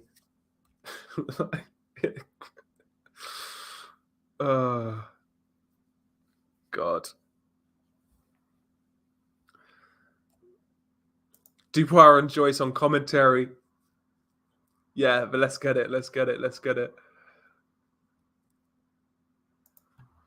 Maybe some other time, bro. I'm doing solo tonight. I do plan on doing open panels again at some point.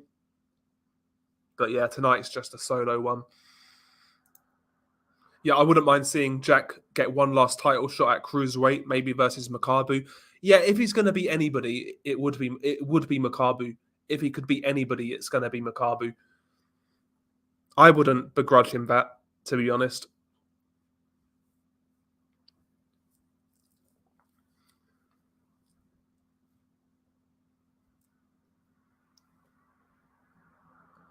Yeah, it would be a good fight. It would be a good fight. Fury knows Usyk is a hard fight. Whyte is a much easier option, and Fury can talk shit for another year. Yeah, and it's a big payday, Dillian Whyte as well. It is a big payday. It is a big fight. It is a big fight. It is a big fight. I can't lie. Manuel Mendez Leyva. That is the next cartel video. That is he was a part of the Beltran Leyva cartel. and he got fucked up. He got fucked up.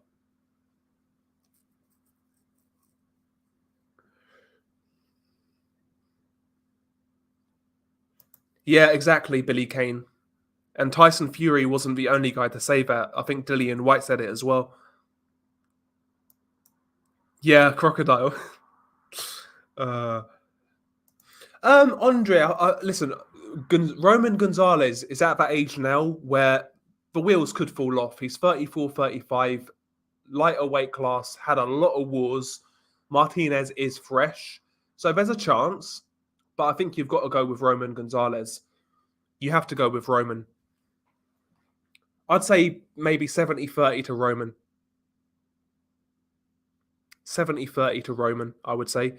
That's a weird fight. That's a weird fight because I'm really conflicted in regards to that fight. I want Gonzalez to win to add to his legacy because Martinez would be another good win. But at the same time, I like Martinez a lot, and beating Chocolatito would take him to the next level, kind of thing. So it's one of those. It's one of those fights. It's one of those rare fights where I don't really want anybody to lose.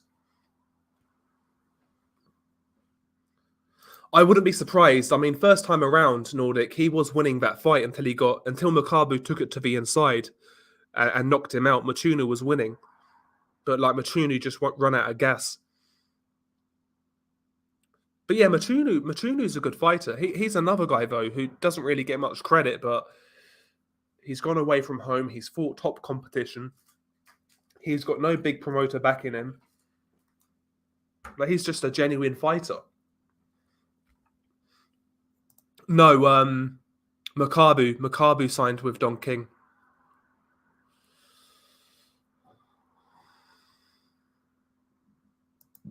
Is it Jamie Bolger? Is it Jamie Bolger? Oh, big up to Unrivaled, by the way, for the contribution. €5, 5 of the finest Irish euros.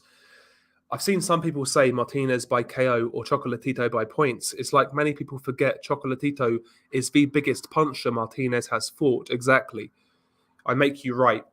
I think Martinez is definitely hitting the deck in that fight, whether he gets knocked out or not, whether he wins or loses, he's going to hit the deck. Martinez offers a lot of openings for Roman Gonzalez, a come forward counter puncher. So I can see Martinez getting stopped in that fight, to be honest. But who knows? Who knows?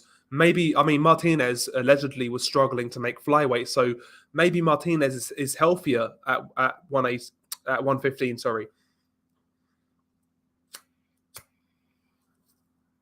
I think it's a fascinating fight. When that fight got cancelled, when Estrada versus Gonzalez got cancelled or postponed, I was disappointed. But when I heard that news that Martinez was stepping in, I was like, damn, it's a good fight.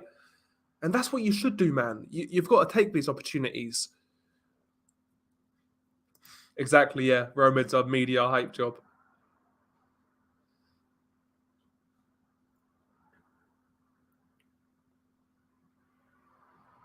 Yeah, Makabu is with King, yeah.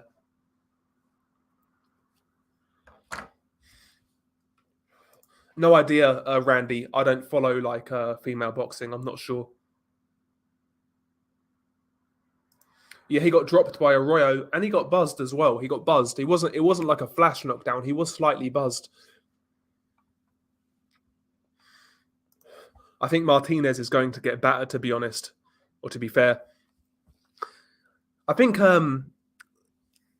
Martinez needs to try and make it like the Rungvisai fight. I know Martinez isn't as big as Rungvisai, but he needs to make it that sort of fight. Okay, I'll have to watch out for it then, G-Man. I'm not sure who you're referring to. I'll have to watch out for it.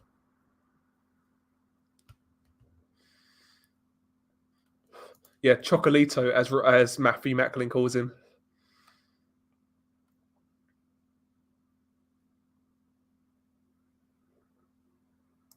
Yeah, Sonny coming off well. Martinez likely to lose badly. Make it easier for when they fight.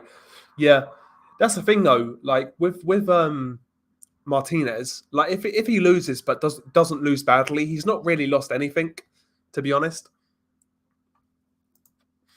Yeah, Sonny's fighting Wasim next. He's fighting Wasim next.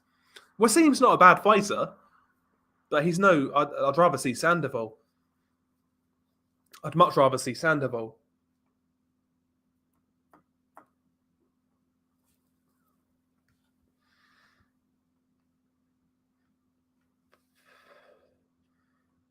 Yeah, some of these women in female boxing are very questionable. Yeah, I think all of you guys are going for Chocolatito, as I am as well right now. I'm going with Roman Gonzalez. Did you hear Bridges is fighting for a world title on the Warrington undercard? Just that I know you're a massive fan of hers. Yeah, old Ebony. Old Ebony. Honestly, though, I really don't get the appeal of Ebony Bridges. I'm not saying she's like horrible looking or anything, and I'm not saying that I wouldn't go there because that would be me lying. And I don't lie, but she's not like drop dead gorgeous. Like, I don't know, just not my thing really. Probellum.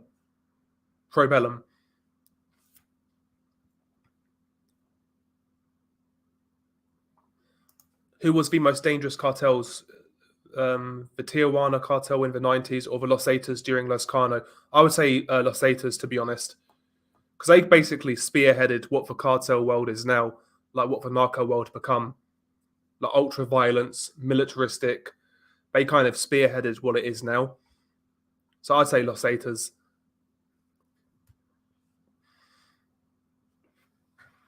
Yeah, Probellum. Oh, he got a gift. I watched like some of that fight, like off and on. Oh yeah, so Sonny should outbox him comprehensively. Michelle Joy Phelps or Ebony Bridges? I think I'll go Ebony Bridges, to be honest, still. Yeah, I'd say she's lazy, Duck. I'd say she's lazy. That's my impression. Stephen Fulton, UD. Comprehensive UD. He's another guy. I think Magsayo gets his titles taken. Like, if Navarrete fights Magsayo, he'll lose. Sorry, Magsayo will lose to Navarrete.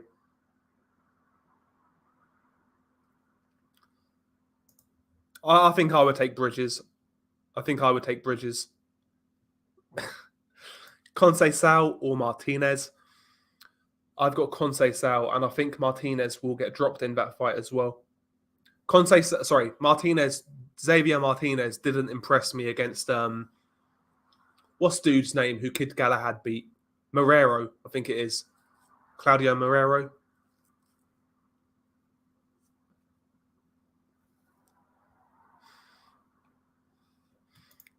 Bridges over Phelps, damaged goods.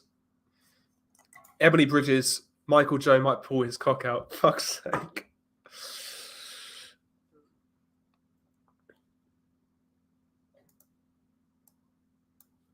Get that guy out of here.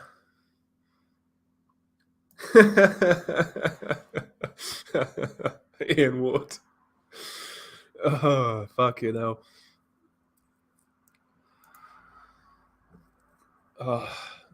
So what would I rather watch? So I can't stand female boxing, as you guys know. But if I had to watch one, I'd probably watch Shields versus Marshall. To be honest.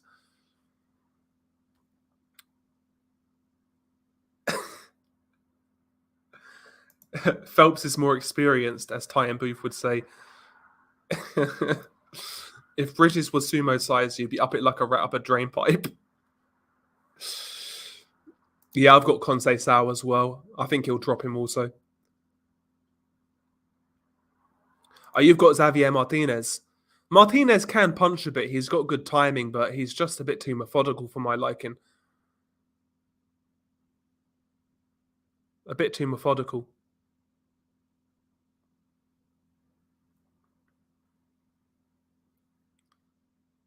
Ebony Bridges would be like shagging a sex doll. Yeah, like a blown up doll. I'd say so, yeah. I mean, She gets the exclusives for a reason. You know what I mean? She has to put in work. She has to put in work. She's had more boxers' DNA than a Nevada test tube, allegedly.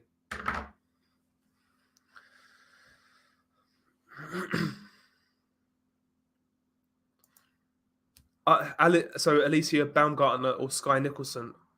I'd say Alicia, but I do rate Sky. I make you correct. I'm sure I've seen that Unrivaled. I'm sure I've seen that. Oh my god. Harper or Taylor drunk at 3 a.m. That's a hard one. That's a hard one. That's a hard one. I'll say Katie Taylor. I'll say Katie Taylor.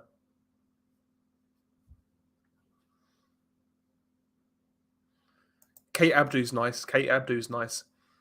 What fights am I most intrigued for? Roman Gonzalez versus Julio Cesar Martinez is definitely one on the list. I like John Ryder versus Danny Jacobs. I'm looking forward to that. Gary Antoine Russell versus Victor Postal is another fight I'm really looking forward to. What else out there is catching my eye right now? I actually really like Lee Wood versus Michael Conlon, to be honest. Spence versus Ugas I like. There's a few fights.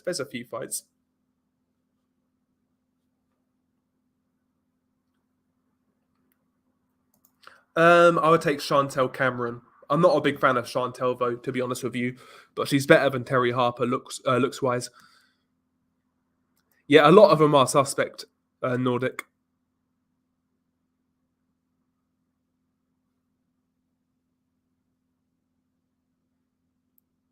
Abdu, there are levels to this game, and Abdu's up there.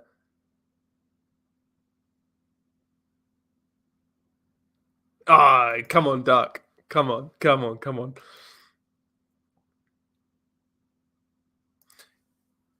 Yeah, she's got a weird look to her, and her body is too fucking toned, man.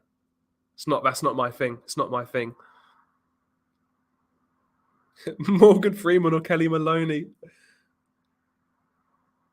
She's thick, but like I would give Wilder's wife a go. I ain't gonna lie, and I'll fucking dip out of there quickly. I'd give Wilder's wife a go. I'm not gonna lie. Yeah, I don't think Eddie would go near Courtney. He doesn't have to, but probably he has bridges. I'd say.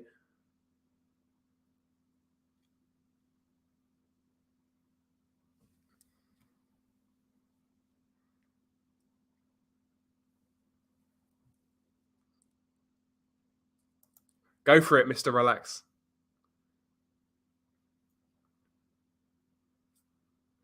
Harper has nice legs. That's it. Yeah, just the top half is not great. Natalie Sawyer. That's an easy one for me. I'm going to say Natalie Sawyer. A prime Natalie Sawyer? Absolutely. Every day of a week, twice on a Sunday. Carrie Arringstall. I'm not sure who it is. I've heard the name, but I don't know what she looks like. She does, yeah. I've seen her live chat. And yeah, a lot of simps. Man. A lot of simps.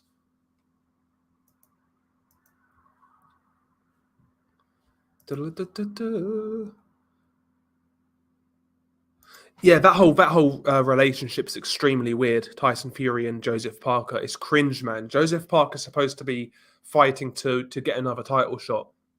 Everybody should be his rival. I'd understand if you're related, fair enough, but bro, I mean, come on, man. I'll never fight Tyson Fury. He's my friend. I don't want to hear that shit. Come on. I don't know who Lauren Price is either. I don't know who Lauren Price is. Let's have a look at Lauren Price.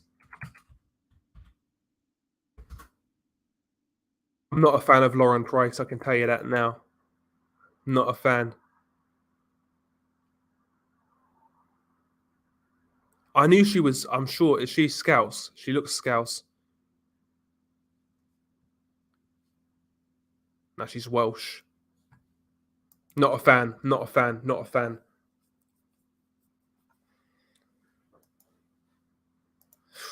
Jessica. I'll go Jessica. BG London. Cecilia. Listen, Cecilia looks too classy for me. I'm not gonna lie. Whereas Jessica is just more like natural kind of thing. I prefer Jessica. Like she'd look decent in sweatpants, kind of thing. You know what I mean? So I'm gonna go Jessica.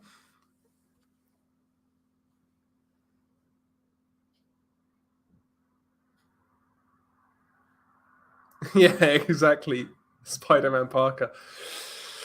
Ah, you ruined it. You ruined it, Vader. You ruined it. I can't. I don't see the correlation though. I don't see it.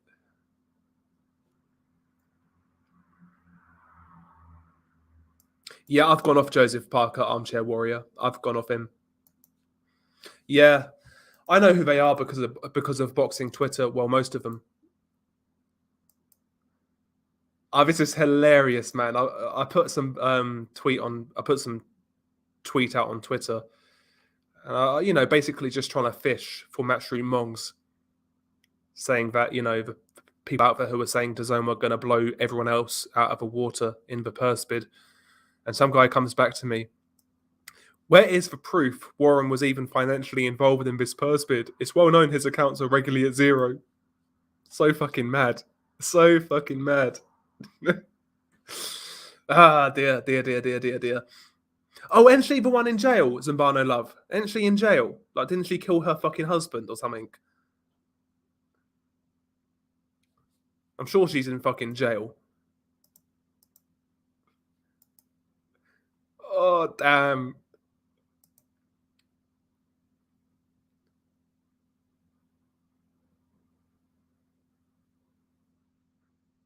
People are mad. People are mad. I love it. I love it. I love it. I love it.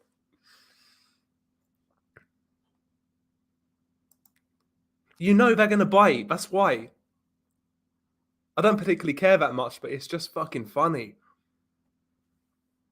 It's just funny.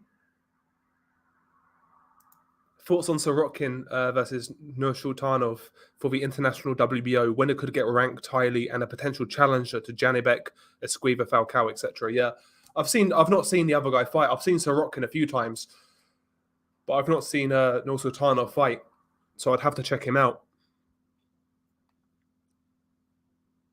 Yeah, Fury. Yeah, Parker's Fury's dealer. That's what he is. Matchroom Mongs, they never learn, do they? That's so easy to make bite, man. So easy to make bite. Yeah, Bellew must be seething, G-Man. He must be seething. I wonder. I wonder if Eddie's going to pay Dillian to make sure he gets paid correctly. Like he said with David Avanesian. Oh, I'm not going to let Warren pay his purse. I want to make sure Avanesian gets paid correctly. I wonder whether he's going to do that with Whyte. Funny as fuck. I think it'll be a ref stoppage as well. Late on, Volts UK. I think it'll be a ref stoppage.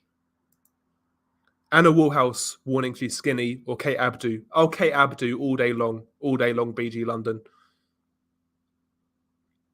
Plus, I reckon she's a laugh as well. Like she said some dodgy things on air. I reckon she's a laugh.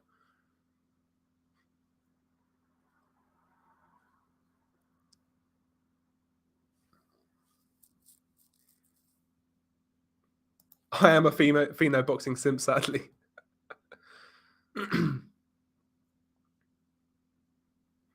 Exactly, big boys boxing. It is clever, yeah.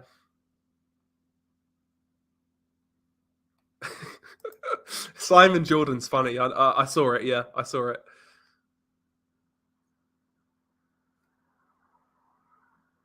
Yeah, tell me about it. Tell me about it.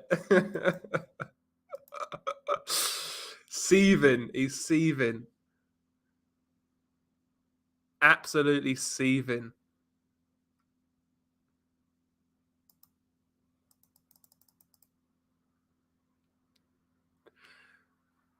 Where's the proof that Warren was even financially involved? Oh dear.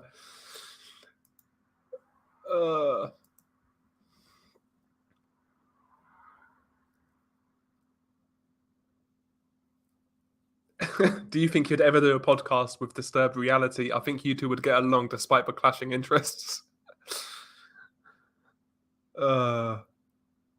Anna Woolhouse and her blowjob signals.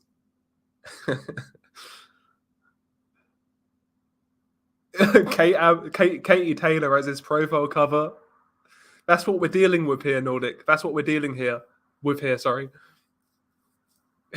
Hardly, man. I need a million or two. You'll never see me again, Cougs. I'm Anthony now. Tony died.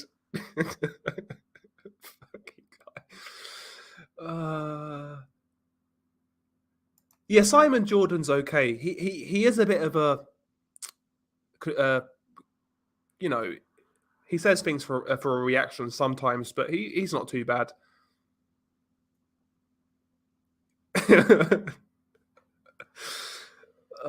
Dear. Would you rather double team Michelle Joy Phelps with Coogan or Shannon Courtney with Tony Bellew? What kind of a question is that? Come on, man. I think Coogan would hang around, but Tony Bellew would want to get home to his wife and kids. So I say Shannon Courtney.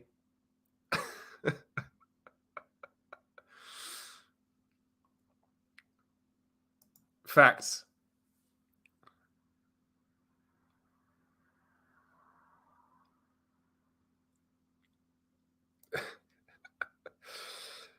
Oh dear, oh dear, oh dear. Yeah, we see more of Bellew now than we did when he was fighting. It's true. It's true.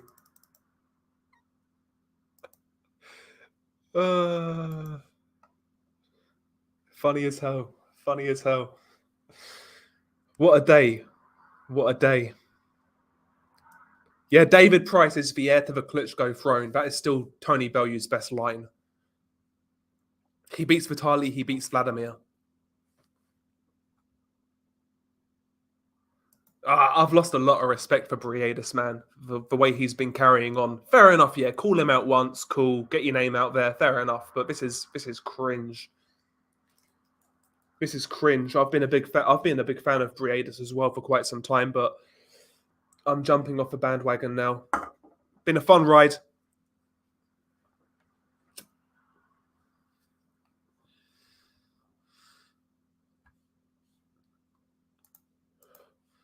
Let me just check something quickly.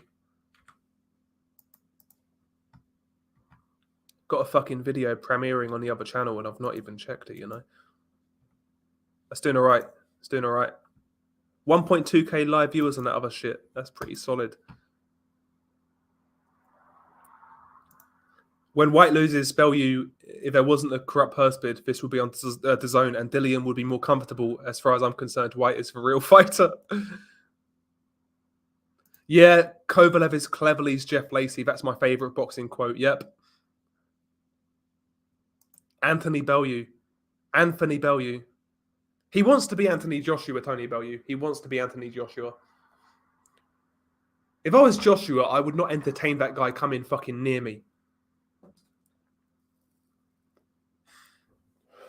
Like you know, like you never see Joshua really give Tony Bellew a bone. Like you never really see him acknowledge Tony Bellew at all. Yet Tony Bellew still simps for Joshua so hard.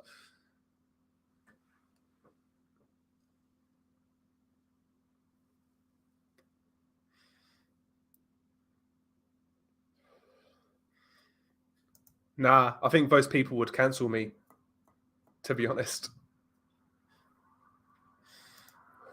It's going pretty well. I've had a good Friday night so far. Got nothing planned this weekend, really.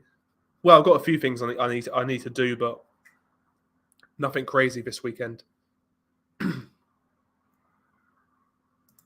Yeah, Briedis Jake Paul diss track only has 800 views on YouTube. Deep. Tony Bellew when Whyte lost. I'm gutted when Joshua lost. I'm sick. Very impartial fella. Exactly. But Cougs, he was in with a drugs cheats. Get more views for the DAZN stream.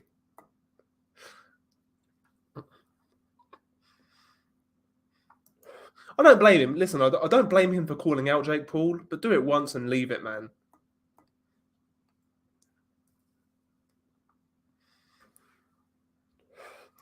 Yeah, Joshua probably sees Bellew for what he is, man. It probably has no respect for Bellew whatsoever. That's the impression I get. And why would you if you're Joshua? Well, that's what he is, man. He's a cheerleader, Tony Bellew.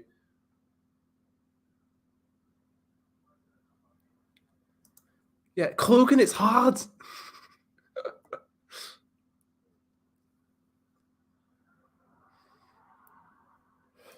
Yeah, that's another one. Yeah, Cash Ali should be banned from boxing, but it doesn't matter. My friend Derek Chisora did it.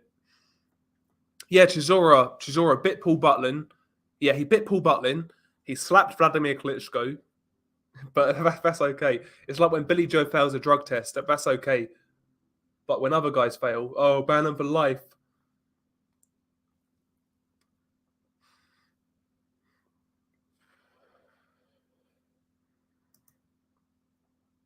Yeah, Bellew's still on OnlyFans. Yeah, he was selling. What was he selling on OnlyFans? Like a diet course or like a training regimen, something like that.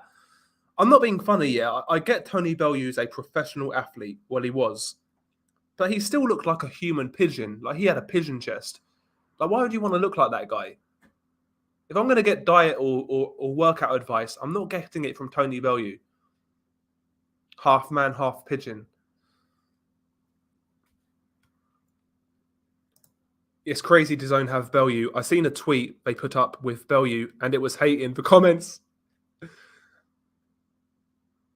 Yeah, that's the only thing with Matchroom. It is jobs for the boys when it comes to like presenters and things like that.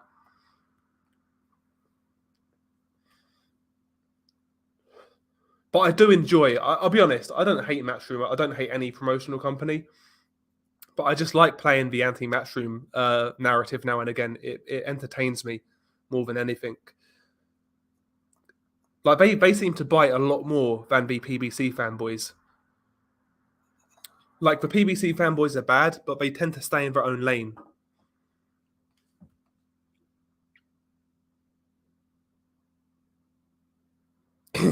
Yeah. Eddie coming out saying Briadis is embarrassing. The same man who wears at 40 plus PJs to a press conference because his good mate Canelo wears them. Yeah. Akole's rap is better than Jake. Akole's rap is better than Briadis' diss song. I'll be honest. Yeah, Billy didn't even take Nandrolone. He can't even spell that, Cougs.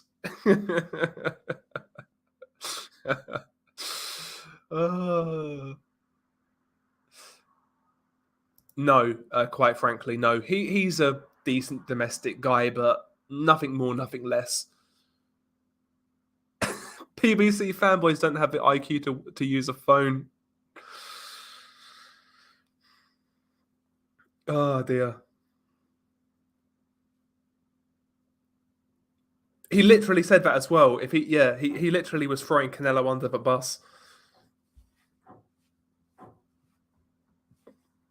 It's crazy. Yeah, the worst one was Chisora and Usyk. That was bad. That was bad. Also, it's unrelated, but do you remember Carl Froch and his wife when his wife was ringside and all you would hear was her fucking screaming, man?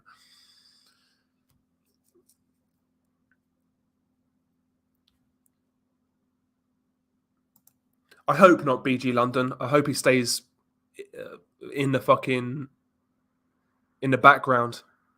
Can't stand Billy Joe. He needs to retire. He wasted his career, so fuck him.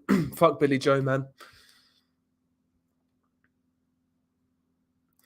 Yeah, the PBC fanboys are bad, but to me, they're not as entertaining to interact with in comparison to Matchroom fans. They're not as entertaining to troll.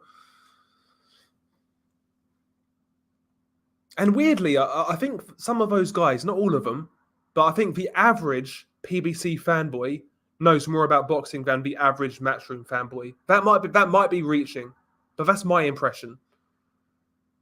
That's my impression.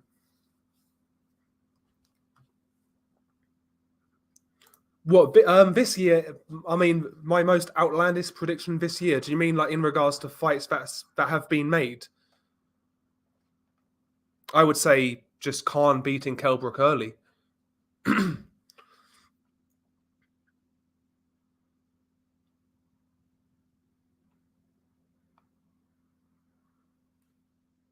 Oh yeah, they are definitely bedwetters. They are definitely bedwetters. Vader D. Yeah, when Ward's wife mocked Froch's wife ringside on the Super Six documentary. uh, to me, that was Ward's best career moment when he beat Froch. That was his best performance. As somebody who's not a fan of Andre Ward, that was his best performance in his career because he did that relatively clean as well. And that fight proved he could box, but he just fucking fouled too much. Other than that,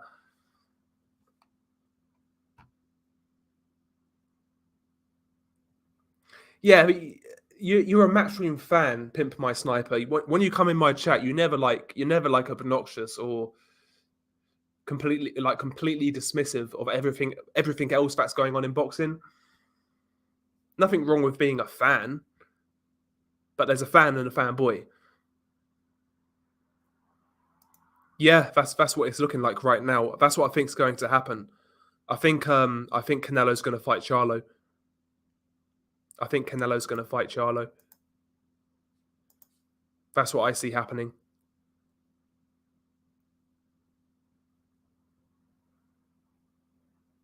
Yeah, I'd rather see Beterbiev B-roll as well, Duck.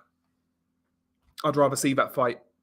I'd rather see Canelo take care of Charlo and Beterbiev fight B-roll or Joe Smith.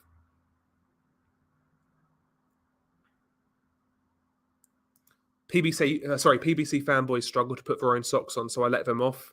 Matchroom fans should know better. To be fair, now there are a lot of non-LDBC PBC fanboys on Twitter because a lot of boxing Twitter doesn't interact with boxing YouTube, and there's a lot of PBC fans on Twitter.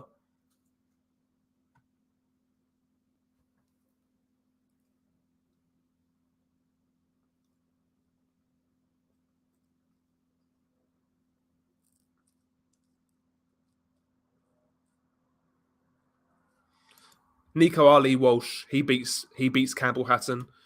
Like they both suck, but at least Nico can punch a bit.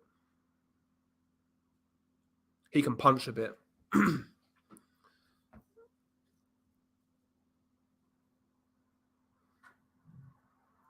Yeah, I get you. I get you, Duck.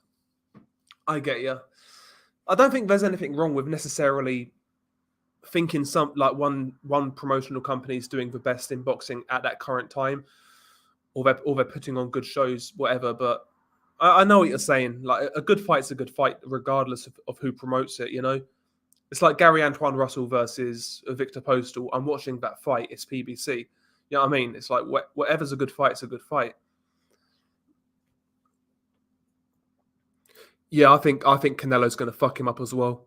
Charlo's not improved since the Julian Williams fight. In fact, I think he's got worse.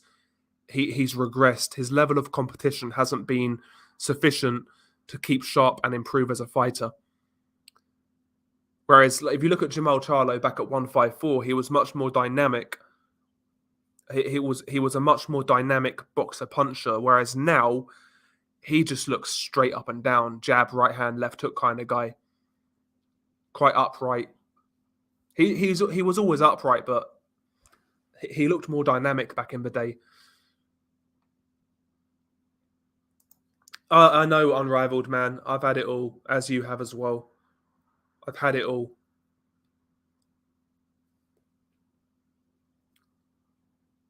It is what it is, though. You know how these people are, bro. Big up to Mad Chad, by the way. Big up to Mad Chad. From Maine in the USA. Big up to Chad.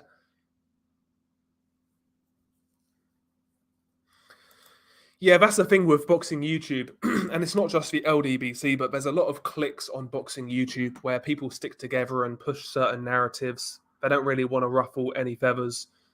There's back in the day, like most channels were like solo, lone wolf kind of channels, and there wasn't really any clicks. But now that's all it is, just clicks and communities. I wouldn't say I'm part of any community on the YTBC. There's channels I like, there's channels I follow, but I wouldn't say I'm part of a clique or anything like that. And I think that's the way to be, man. That's the way to be. It's either you're a fanboy or you're a hater, one of the two. Yeah, Nordic's a hater of everybody in general. Yeah, Jamal Charlo's a stiff Euro bum. The laughing egg. I like that name, by the way. Every time I see that name, I like it. Yeah, Fury objectively is not undefeated. He lost to McDermott. Only Usyk is truly undefeated. I agree. Yeah, Montiel was getting to him as well. He rocked Charlo. Not rocked him, but he buzzed him a little bit.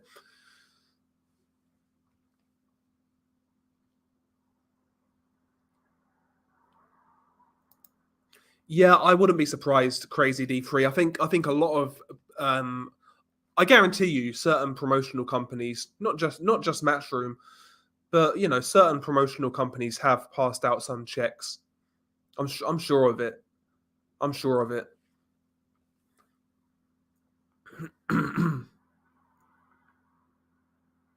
Maybe, yeah, maybe. 4 clicks. Joshua, Fury, Whyte, and Wilder, or like Matchroom, PBC. It's mainly when it comes to promotional companies, it's mainly Matchroom and PBC. There's not really many top rank fanboy channels out there.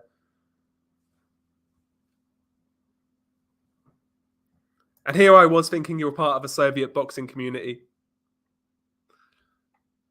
Yeah, that's another one I get. Oh, you love Eastern European fighters. That's another one. But it is what it is.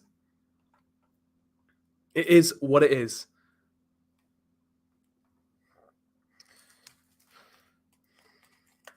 Like these people, they only hear what they want to hear. So like, if I big up a guy like Albert Batsagaziev, who I genuinely think is a really good prospect, Olympic gold medalist, you're being a fanboy of Eastern Europeans. But when I say in the same video, I think Keyshawn Davis is one of the best prospects in boxing, that's okay. But it's when you big up certain fighters, like you're a fanboy.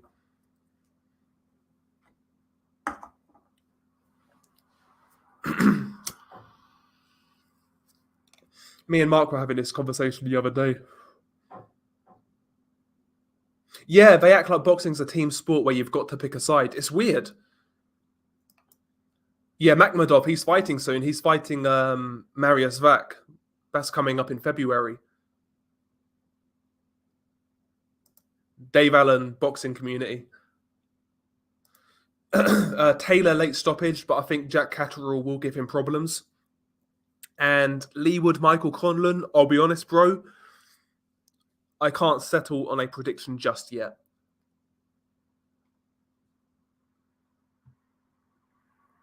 Whyte, for fuck's sake. Joshua and Whyte have the same fans. Yeah, basically they do.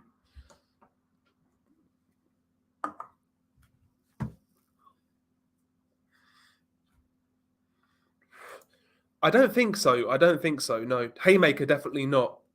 I don't think Cat and Promotions are still going. Because Haymaker had like George Groves, David Price at one point.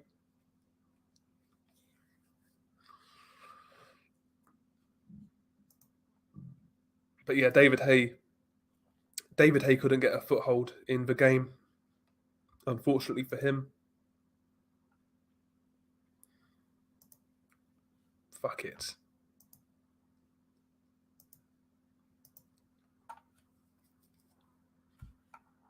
Fucking YouTube's a cunt, I tell you. Request a fucking review, boom. Fucking piece of shit. The White Rhino boxing community.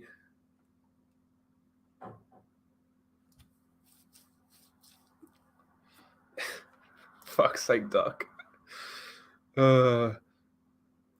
Yeah, basically, yeah. Once David Hay retired, they were done.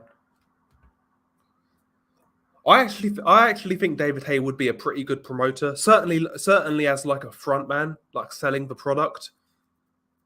I think he'd be pretty good at that, to be honest.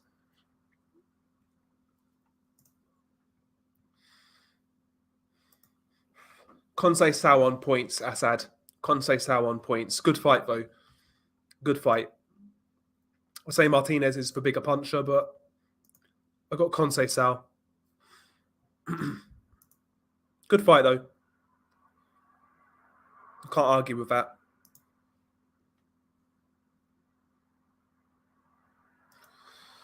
They are deranged. Yeah, I would be surprised, yeah. I mean, even if Furman is like half cooked, he should still win. I don't rate Barrios that highly at all.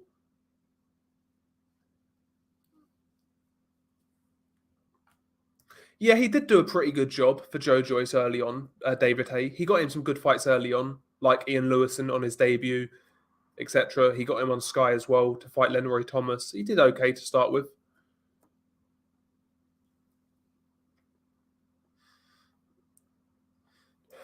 No, you wasn't bad. You rocked with Wilder, but you wasn't obnoxious or anything. There's nothing wrong with supporting a fighter. Nothing wrong with it at all.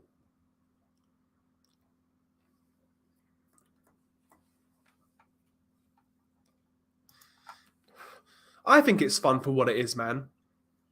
Listen, Rolly's a bit of a he's a strange one. The build-up will be fun.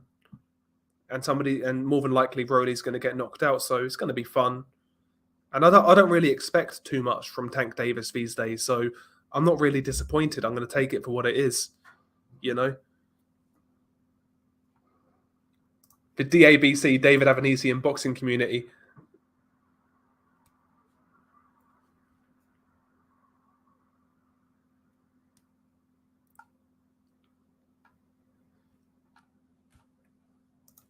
When do you think Usyk retires? Do you think Usyk retires if he becomes undisputed? I think he might do. I think he might do. I think he'll be one of those guys where he sets out to achieve what he wants, and once he does that, I think he'll go. I don't think he'll hang around and make title defenses like that. Yeah, same. When he was fighting guys before he won a world title, like Venter and people like that. I think it was Venter or Muller. Sorry, guys like that.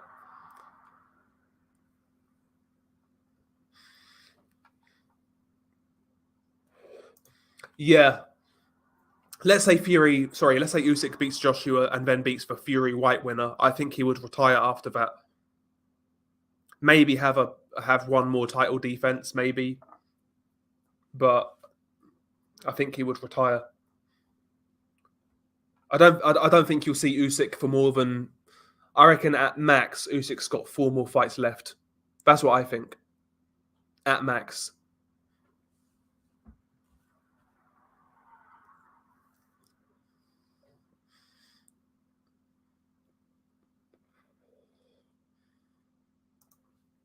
Yeah, I've not really been paying attention to the news in regards to that situation, to be honest. I've heard the headlines, but I've not delved into it because I don't particularly trust like mainstream media, so I need to look into it.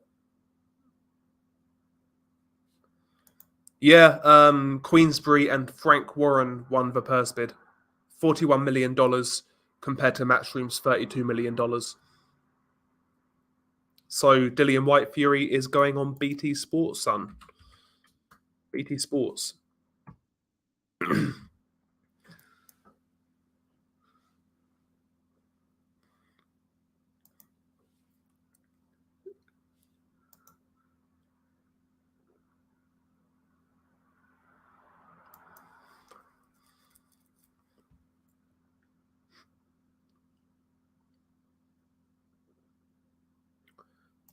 Yeah, Usyk's wife is quite nice, actually. I can't lie. That's what I heard. I heard Usyk and Lomachenko are pro-Russia. Apparently, there's a lot of people in Ukraine who don't like Usyk and Lomachenko. That's what I've heard. There's a lot of people in Ukraine who don't like those guys.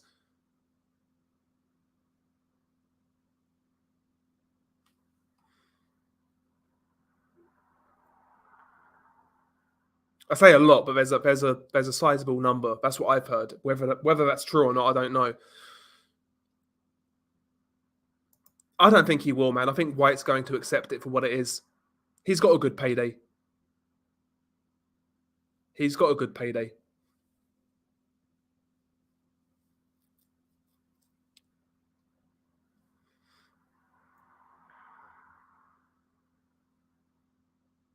So it's Dillian Whyte gets about $8 million, and Fury gets $31 million. Sorry, $43 million. Yeah, sorry, Fury gets $33 million and Whyte gets $8 million, something like that.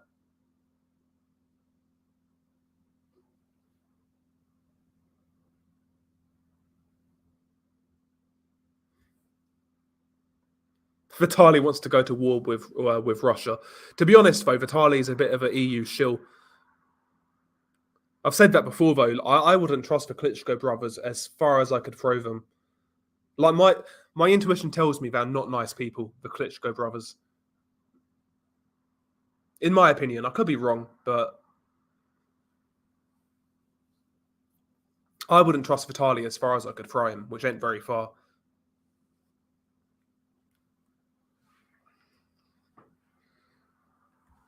Yes, big up to Gypsy boxing style, by the way. Big up to Gypsy, man. Get back on BDA, man. Gypsy. I always enjoyed your takes, man. Big up to Gypsy. Nice to see you, man. Yeah, basic maths, Dell's kryptonite. I've had a few drinks, mate. I've had a few drinks. That's my excuse. That's my excuse. Sounded like a fucking retard. The Tyson Fury's got $40 million. Yeah, I sounded like a fucking idiot. Yeah, he's a Western shill.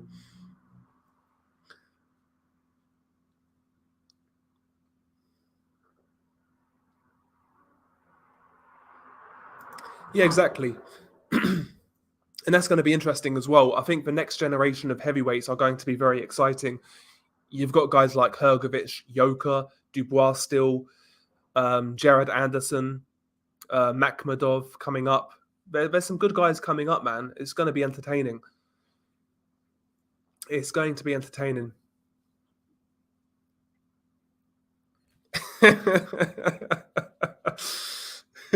Facts. Facts. Yeah, exactly. Yeah, how much does Dean Whyte get? That's a good point. That's a good point.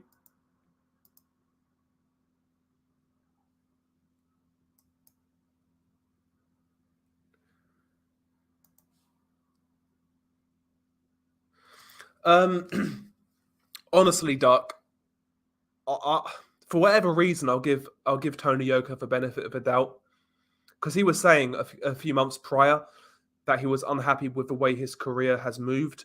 He wanted to move much quicker, and I think he took the opportunity of the Hrgovic fight, but Team Bacole basically played up. I'll give Tony Yoka the benefit of a doubt, because he was willing. He was willing. I know. Listen, like Bacole was a good. Well, it was a good fight for him, but like Bacole could be seen as dangerous, but not really worth anything. So he was willing to take that fight. I think he would have taken the Hrgovic fight if he could have. I'll give him the benefit of a doubt. Maybe I'm wrong, man. Yeah, Jalalov, he's another one. I'm not convinced by his chin, Marianne G. I'll be honest. I think his skills are there. Not convinced by his chin, and potentially his stamina going down the stretch, particularly against a guy who can pressure him. I do wonder about that.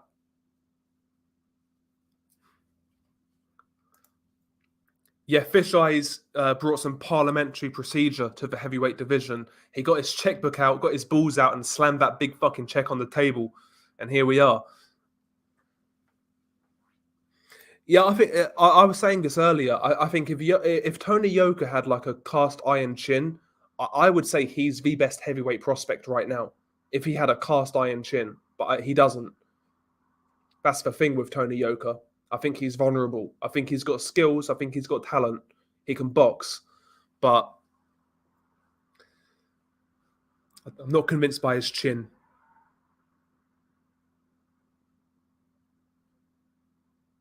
Yeah, I need to get a Ukrainian chick. That's the goal. Not sure, bro. I'm sitting on the fence right now, but I will probably do a prediction for that fight.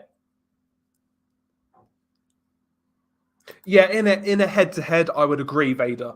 But all I'm saying is, like, in terms of pure skill, technique, and talent, I think Yoko's actually better. But I don't think he's as robust as those guys. I don't think he's as robust. That's where he'll come unstuck, in my opinion. Yeah, I mean, Unrivaled was saying it's the biggest purse bid in British boxing history. So there you go. There you go. Frank Warren's still making history, man. I think he's decent. I think he was lucky to win his gold medal. I personally felt Joe Joyce beat him, and I felt Hergovich beat him. But it is what it is. I think he's a good fighter. Anyway, guys, I'm going to wrap this one up. I need to start. I need to cook some dinner, man. I need to cook some dinner. I got fuck all in the freezer as well, you know. So I've done no shopping. So I need to rustle myself something up for dinner. But yeah, hopefully you guys enjoyed this stream. I'm gonna chill now. Peace, guys. Have a great weekend. I'll try and do some more content over the weekend. We'll see. Peace. Cheers, guys.